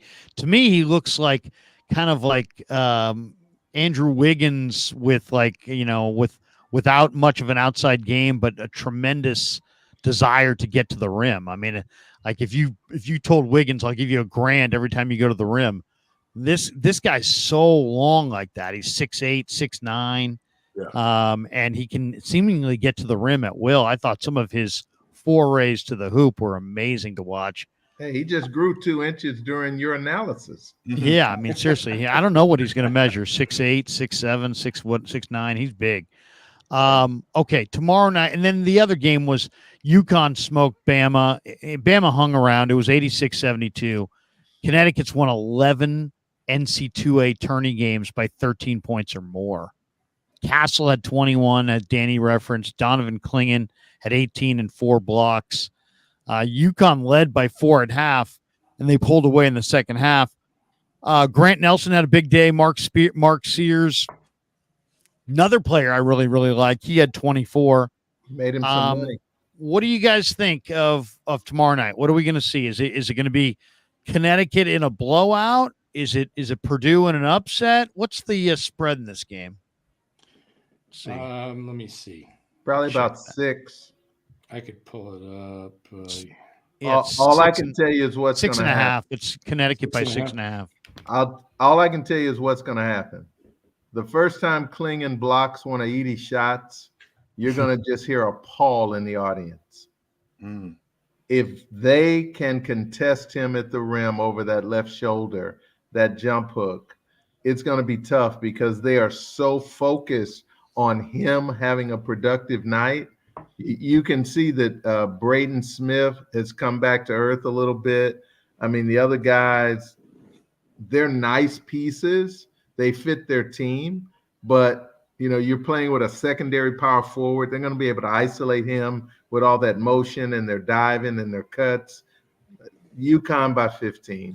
I'll say the only way that I think Purdue has a chance, I think Painter is going to try to get the ball down to Edie and get Klingon in foul trouble. And they're going to try and get him out of the game early. They're going to go to him. And if the refs are calling it super tight, I mean, he's still got 5 inches on Klingon, right? Klingon's 6'11". Not 2. 7'4", 7'2". Is he 7'2", Klingon? Yeah. I was thinking he was 6'11". Man, 7'2". And he's definitely more athletic than Edey. He looks more like a potential NBA star. Who's the UConn other big man? Johnson? Is that his name? Yeah. Samson Johnson. Yeah, that guy's ridiculously huge too. How big is he? He's 6'10", long. 6'11". Yeah. Long, he's springy, doesn't have to put it on the ground. He can block shots. He's a great rim runner. Yeah. Purdue's got to hit their 3-point shots, which is going to be really tough because UConn defense is tenacious. And, I don't know. Hurley just seems like a guy that is going to be tough to beat. I'm going to say this. I think if Edey scores at least 30, then they got a chance. If he doesn't score 30, they have no chance. Preferably 40. But if he scores 30, I think Purdue has a chance because, like Dan said, Klingon has a propensity to get in foul trouble because he goes for a lot of blocks. And that's his next level of growth. He is more athletic. He has pretty good agility. He has that want-to in his heart, but he goes for a lot of fakes. And if you get him out of the game, Edey can get to work. I mean, I think if Edey scores 30 points, then, Purdue has a chance. But I saw an article today, and I totally agree with this. UConn runs the most sophisticated offense in college basketball. And I think if there's a college coach who's going to make that jump to the NBA level, it's probably Danny Hurley. He's a great coach. There's no question. I think Purdue's going to pull the upset. I really do. I think they're playing really, really well. I mean, they're not even in they games went out where last year as a 1 seed. They lost the first team ever to lose to a 16. Was it last year or the year before they lost to a 16? No, last year they ducked out early in the first round, and it was a major upset. Yeah, I just think their inside-outside game, the way they're playing, there's something about them. There's something about them that says to me they're going to pull the upset. I think it's going to be a good game Monday night. I don't think it'll be a blowout. I'm maybe rooting more for the upset. Here's the question, Larry. When UConn needs a basket, where can they get an easy shot every time? Well, I think UConn. I don't know exactly what their pecking order is, but I mean, I know Castle is a tremendous player. And Klingon is a big man and they can shoot the ball. I mean, they just seem like they've got a nice collection of guys. I like the way they play defense. Spencer's the most polished offensive player on the team. Yeah, he is. His brother was in the game tonight at the end of the game for the Warriors. Spencer's going to be in the NBA next year on a two-way deal, and probably in a year or two is going to be on an NBA roster. He is so polished as an offensive player. So they don't have any, quote, great players. Castle, Larry, I totally agree with you. He scares me. For him to come out as a freshman, I think would be a mistake. If I'm an NBA team, I'm not drafting him until, say, 25, because you're right. He did not distinguish himself as a point guard or a two guard. He's a lead guard. He handles the ball a lot, but instinctively, he doesn't do a whole lot of point guard stuff. He is 6'6". He's athletic. He's a good player, but definitively, he hasn't really defined his role yet. So I agree with you. He's not. Think about it. He's not a shooter. He shoots 27% from three. Yeah. But he's so physically dominant that he does. He's got great hand strength. He can get the ball away from other people. And in a lot of ways, I think he's the best athlete on the floor. And that's really his greatest thing. But as far as basketball skill development, he would be wise to stick around, I think, and get to more. One thing I can guarantee you're going to see tomorrow, you're going to see a ton of middle screens where Edey is not going to come out, and they're going to be able to shoot 12 to 15 footers all day long. And that's where they're going to get so many easy baskets. And I think they're actually got the potential to get Edey in foul trouble because they're going to be coming from every area. I mean, that offense, like you said, Red, it's absolutely beautiful. It would make Greg Popovich and Steve Kerr smile watching it. You know, in a day of where we got the NIL and the transfer portal, I didn't think we'd see a day where we could have a repeat champion possibly. It's been since 2007, I think Florida went back to back with Billy Donovan. With different guys, too. I mean, there's no Jordan Hawkins. I mean, South Carolina just did it tonight for the women's back to back. But no, LSU won it last year. Oh, that's right. LSU did beat. Yeah, that's right. So LSU beat Iowa, right? Okay. So, okay. I thought it was South. Okay. But I like the idea of a dominant college team. I think it's good for the sport when you have – I always loved it when UCLA was knocked off. It was the cover of Sports Illustrated when they lost. You know, it never happened.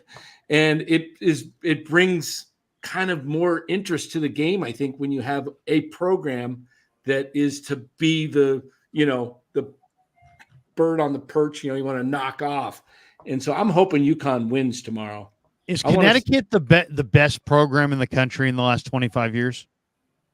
Whew. Last 25? Well, I'd say yes. Yeah, you have to put Duke probably second and Kentucky third. UConn won its. I got to throw Florida in there. First title when I lived back there. I was not too far from the Storrs campus. And I mean, Billy lost to UConn to Kevin Ollie in the championship game. Billy went to like four or five like championship games. You know, Connecticut's now won with 3 different coaches, though. Yeah, right? and they're poised to stay at the top. I think UConn's number 1, but you said one of them. I kind of think I have to throw Florida in there. The other big story today, guys, we should probably mention here is that Calipari jumps from Kentucky to Arkansas. Eric Musselman jumps from Arkansas to USC. Man, it was like Calipari decided, hey, we didn't need any defense this year, and they checked out early. In some ways, I think that Calipari might be the guy who's made the most, who's I don't want to say he's a fraud, but I just don't think he's quite as good as his resume says he is. Where are you guys on Coach Cal? I'm with you. Recruiter. Yeah. He's a great recruiter. Yeah, he's a great recruiter. What is the reasoning for that jump? Is it money? Like, well, they don't want him anymore. They don't want him. Yeah, the deal isn't done yet, though. But I thought he had a lifetime contract with Kentucky. Does. Like, he's got $33 million that they'll have to do in a buyout. But I mean, that's pig money. Yeah. So that's what's going on. Kentucky's buying him out. No. Arkansas will have to pay the money, but they got probably Jerry Jones. One of his best friends is the heir to the Tyson kingdom. Tyson Interesting. That's in Arkansas? Yeah. Is that in Arkansas? I think it's a good move, to be quite honest with you. I think it's a great move. And Fayetteville is an awesome place, man. Like if you're I'm guessing Calipari is going to be the king of that town. Have you been to Fayetteville? A few times, yeah. I love that area, man. You're near the Ozarks, and I think you don't like it.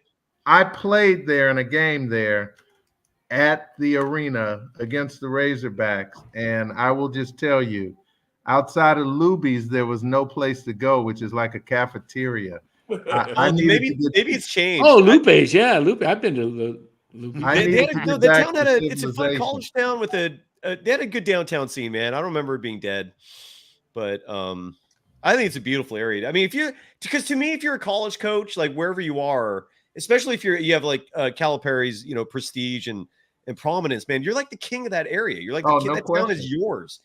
And Fayetteville's a fun spot, dude. And I don't know. I have fond memories of it. I went there a few times, and I don't remember being dead. Is that what you're saying? You're just saying it was a quiet, like nothing going on type of scene? I'm a cosmopolitan guy, Cyrus, so I'm not hunting. I'm not hunting and fishing. You mean that's your drink? And I don't have a banjo. I think Jonesboro, Arkansas reminds me more of what you're picturing. Like, can I tell you my Arkadelphia story? Sorry. I pulled into Arkadelphia. I'm driving from Shreveport to Memphis, and I pull into Arkadelphia, and it's a truck stop, and it's like one of these places. It's like a Subway sandwich place. Arkadelphia. I'm looking that up right now. And it was a gas station, Arkadelphia. Arkadelphia. And the guy who's at the checkout counter smiles at me, and he looks like a hockey player from 1972. It's like no teeth, right? The woman in front of me is feeding a newborn baby, and I'm like, oh. And so as she gets up to the counter, she kind of angles, and I can see the baby. She's feeding her baby that could not have been more than 3 weeks old a Slurpee. Oh. I mean, I'm not the greatest parent of all time, but I pretty much know that you don't feed a 2-week-old a Slurpee. Correct. So all I would say is Arkadelphia might not be on the cutting edge. Well, the good news is Arkadelphia is not near Fayetteville. I just looked at it. I don't know what the hell were you even doing in Arkadelphia? What brought I was getting gas. I was getting gas in Arkadelphia on your trip. Okay, gotcha. T. Dempsey says when a Jedi appears after death, they always glow blue. When Dark Brandon appears red, he sniffs a child and sends money to the Ukraine. Interesting. I think there's some politics there, but some politics there. I think we're getting a little, we're getting a little deep. We're getting a little deep. Yeah. And your chat's got some crazy stuff going on about military conspiracy. Like, there's a lot going on here right now. There's a lot going on. There's a lot going on. It's a busy Sunday night. I think the NIL kind of was the end of the success of Calipari because he no longer had the insight on paying his players. He had LeBron on the speed dial calling everybody, and now everybody's like cutting checks, and it's like, great, nice phone call from LeBron. Where's my cash?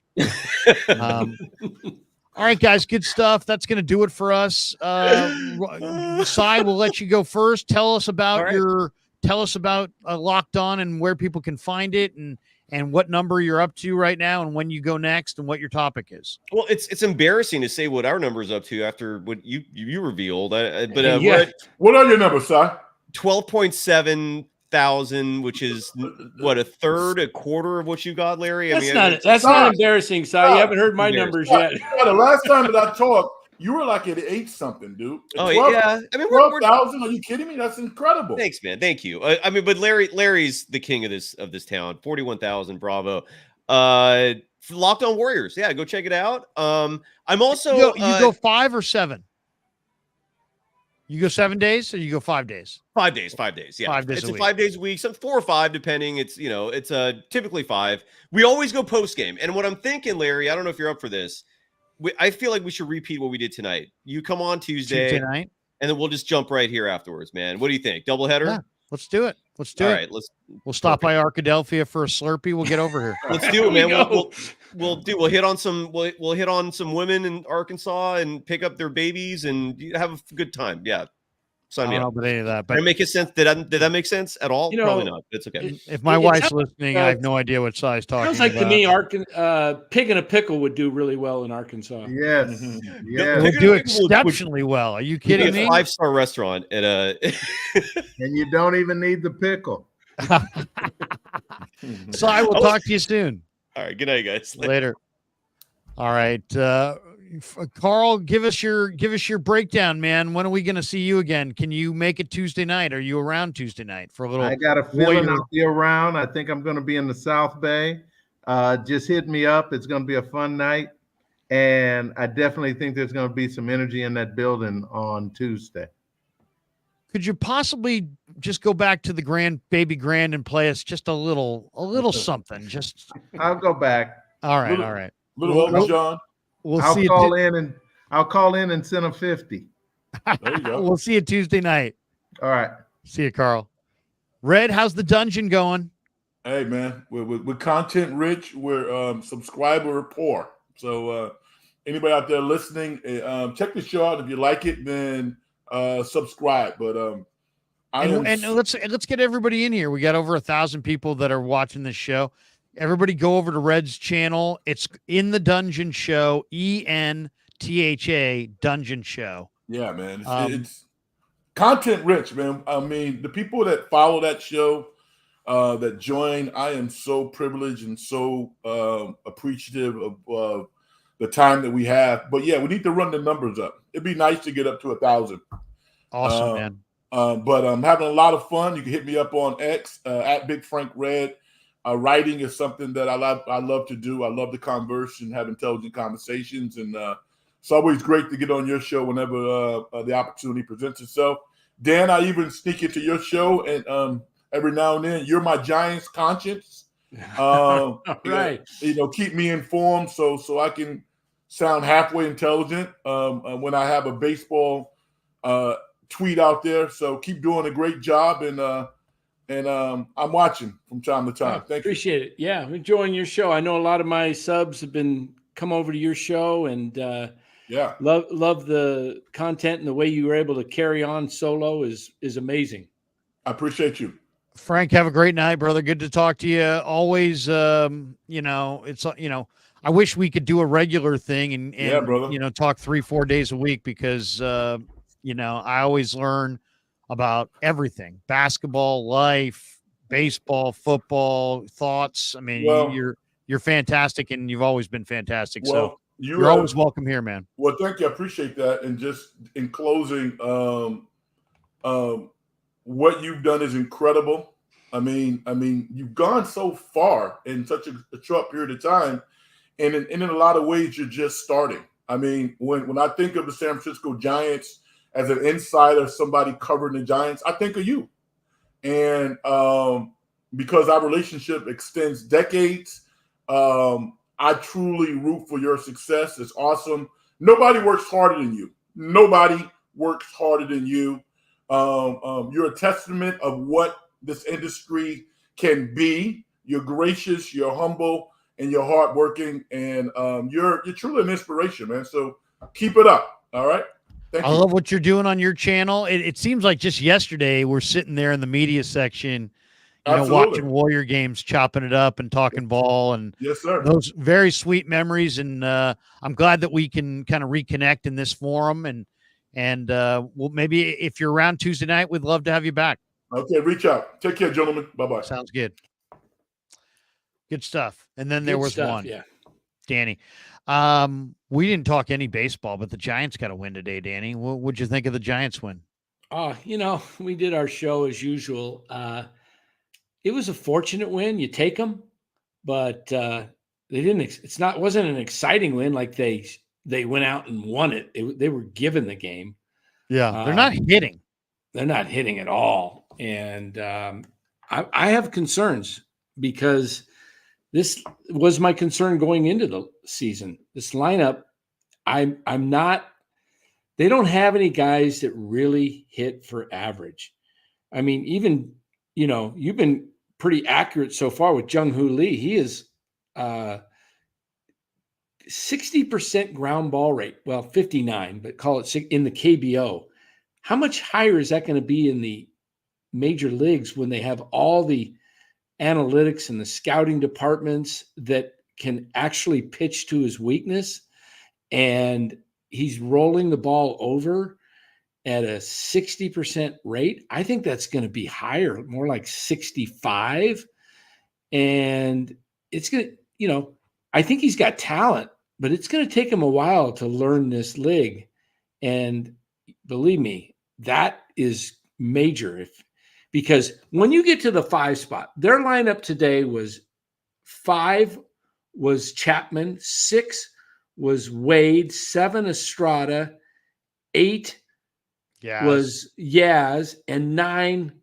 Oh, and Bailey was in there, and Ahmed. That's like 5, 6, 7, 8, 9. That's almost automatic outs. Chapman occasionally will hit one pretty good, but he's not much more than a 230-ish hitter.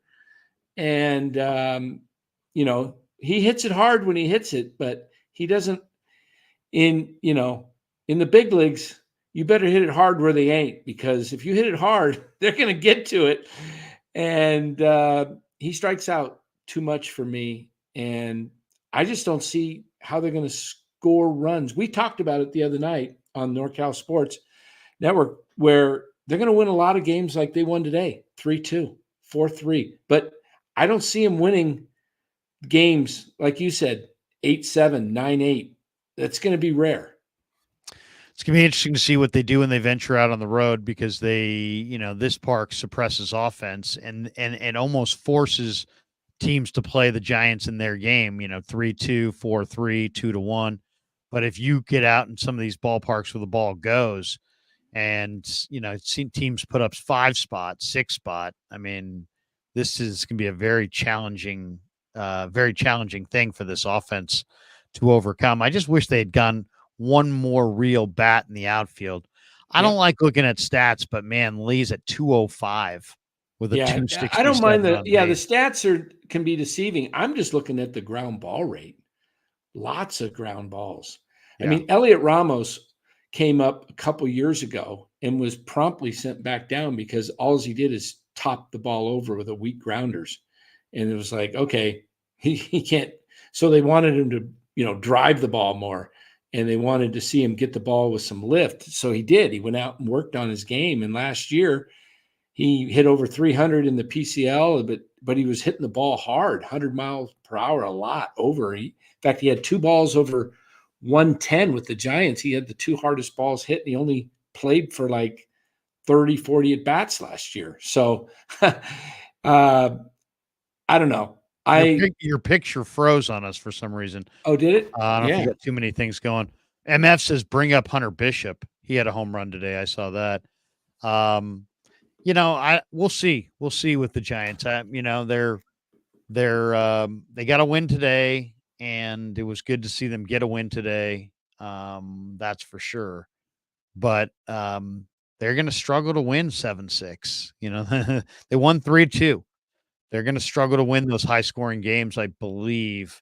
There we go. Danny's back. I was saying the Giants are going to struggle to win the high-scoring games. But I will. What do you expect from Snell in the game on Monday night? I think he'll go probably 80, 85 pitches max. I think if you get 5 innings with Snell's track record of a lot of walks, you hope to get at least 5 innings out of him. And, he should be able to shut down the Nationals. I mean, they don't have much in their lineup. CJ Abrams has been out. Lane Thomas is off to a slow start. But the Nationals always, for some reason, play the Giants well. They've come into Oracle before and swept the Giants in the last year or two. They've come in and done very well. So it remains to be seen. I was saying this earlier today, Larry, and I think you'd agree. The Giants are exciting on defense. I shouldn't say exciting, but they're watchable. They're watchable. Offensively, there's only one guy I want to watch come to the plate in this lineup, and that's Jorge Soler. The rest is like, Jorge Soler comes up, you stop and you want to watch the game, see what he might do. When he's done, it's like go mow the lawn because you're not missing anything. Yeah, Soler is a major power threat, and any at bat he's got, it's like you want to take. He could hit it to the moon. Other than that, you're right. I mean, Bailey, Murphy, and Nick Ahmed, Chapman, Tyro, Fitzgerald, Flores, Lamont Wade, Conforto. I like seeing hit right now. Yeah, I like Conforto. Yeah, Conforto. I may be one of the Conforto and Soler. Yeah, I may be one of the few people out there that is. I'm not as high on Bailey as a lot of people are. I think Bailey is a great framer. I think he tends to frame pitches so quickly that at times he's getting balls just go right off the tip of his glove. He's missing it. And he had a pitch in the 9th inning this afternoon. It was an 0-1 pitch, and it was a strike, the second pitch, and he missed it. He whiffed, and the ump called it a ball. So what that did, instead of being 0-2, the guy got some count leverage, and he ended up hitting a base hit, stealing second with the tying run. Nobody looks at that kind of stuff, but I think Bailey is a guy that hits pretty decent from the left side. You get him switched around on the right, he doesn't look like the same hitter. Even from the left side, I know he's hitting 300 right now, but It doesn't take a lot to hit 300. It doesn't also take a lot to hit 100. You get off to a slow start this time of the year, you're about 120. You get off to a fast start, you could be hitting 450. It's so crazy. But I think Bailey settles down around the 230 mark, and he might get you 8, maybe 10 home runs. I don't think Bailey's, he's great framer. I don't see his throws being very accurate to second base a lot. A lot of them, they're short. They're in the right side of the bag, left side. They're going out into the outfield. He doesn't have the strongest arm. What he does have is he has great pop time. And if his throw is accurate, he's going to get the guys better than 50% of the time. But if the throw is not perfect, he's not going to get those guys. He had one on the left side of the bag the other day that was like, wow, we didn't see this all of last year. MF says, I want to see Matos, Luciano, Ramos, Meckler, and Bishop. Yeah, he wants to see some young guys. Yep. You may. We'll see how it goes. I don't think they're going to go forever with Slater and Yaz and these guys in the outfield. But the Giants, if you show me a game they score 5-6 runs, I think they'll win that. They'll win that fun game. game, and they'll win it, and it will be, they look real good. But when they're scoring 0, 1, 2, and 3, and it's going to be rough. Yeah, it's going to be rough. Yeah, they're going to have to win a lot of those games with their pitching and defense, and there is a recipe. I'll say this: I don't think the Giants, as they sit right now, I don't think they're a playoff team. If they bring up Luciano, Matos, that could change a lot, because all of a sudden the lineup starts to get some possible thump in it, and it stretches the lineup, makes it more entertaining, more speed, more power. It can change a lot. If the Giants get into the playoffs, I know we're still several months away. We're only in April, but if they get into October, they will be a dangerous team with the pitching staff. And, no doubt. Yeah, no, you're not. That's not a team you're going to want to face in the playoffs, pitching wise. And they probably will find a way in if they can just hit a little, but they're probably going to need at least one more hitter to get there. And they're going to have to avoid the injury bug, right? To keep players. They're going to have to avoid injuries to guys like Soler and really you think about it.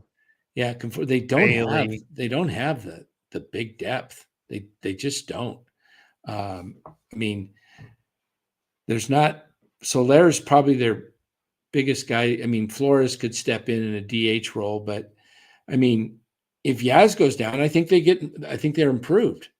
I think Matos is an upgrade. I think Luciano is an upgrade offensively than Nick Ahmed. I think what Ned said the other night made the most sense. At some point, maybe in May, Luciano comes up and plays the first 6 innings, gets 3 at bats, and then Ahmed goes in and becomes your late inning defensive replacement. Yeah. And that to me, that makes sense. We'll see. If they can get Luciano and Matos, some of their minor league guys, going down in the minors and get them up here, and then they can have a smoother transition. Who knows? You never know. Luciano's like the one guy that could really change their fortunes. If he, if he somehow can be the kind of player that they envision, then it could be, that they could be a different kind of a team, because he's got big offensive skill at a position where you really rarely see it. But that's a big if, and who knows if he'll be able to get it going. Danny, tell us about the channel. Where are you at subs wise right now, and when do you go live again? You going tomorrow night after Snell? Yep, we'll be going tomorrow night, right after the Giants' last pitch. So somewhere in the neighborhood of 9:30, right around there. And we'll do all 162. We're I don't know if we're long haul. Yeah, I don't know if we're the brightest bulbs in the out there in the U2 stratosphere for doing it, but we're trying. We're about 1815 roughly, right in there, nice. Subs. So nice. We're 1 year basically in. We started in March of last year. I'd love to be at 20% of where you are after 2 years, a year from now. If I'm at 20%, 41,000, I'll take. What is 20%? Is that 8,000? You're asking the wrong guy. 41,000 times 20% is 8,000. So if I could be at 8,000 a year from now, man, NorCal Sports, we'd be thrilled. Keep grinding, man. Keep grinding. Good to see you. And we'll do this more. We'll do baseball. We'll do some basketball playoffs. We'll co-stream. We'll help build you up as much as we can here in the next few months. But thanks for jumping on tonight. Yeah, thanks, Larry. Really appreciate it. Guys, go to NorCal Sports Network if you're a Giants fan and want to just get involved, listen to the Giants talk after every game. Thank you, Larry, for having me as always. Really a treat to be anything part of your channel is great. Thank you. Everybody right now, go and sign up NorCal Sports Network. Give Danny a like, a subscribe, and help him grow his channel and get that thing really rolling. Danny, we'll let you go. We'll reconvene later this week. All right. Awesome. Thanks, guys. Appreciate it. Have a good. There you go. The great Dan Coach Emilio. Thanks to Pig and a Pickle for being the title sponsor of the Krug Show. Thanks to Marin Auto Glass as well. MarinAutoGlass.com on the web. Underdog Fantasy. Check that link in the description. Use the promo code Krug and they will match you up to your first $100. And also thanks to Sharp Corner Sports Cards and Collectibles, 205 Cypress Avenue in Pacific Grove. Call Anthony Catania, our good friend, at 831-521-5264. All right, good stream. Talked to some Warriors, talked some, mixed in a little Final Four, a little baseball there at the end with Danny.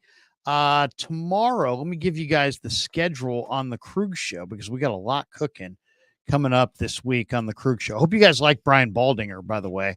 Put that out for you guys on Saturday. I hope you enjoyed it. Baldy's always one of the very, very best.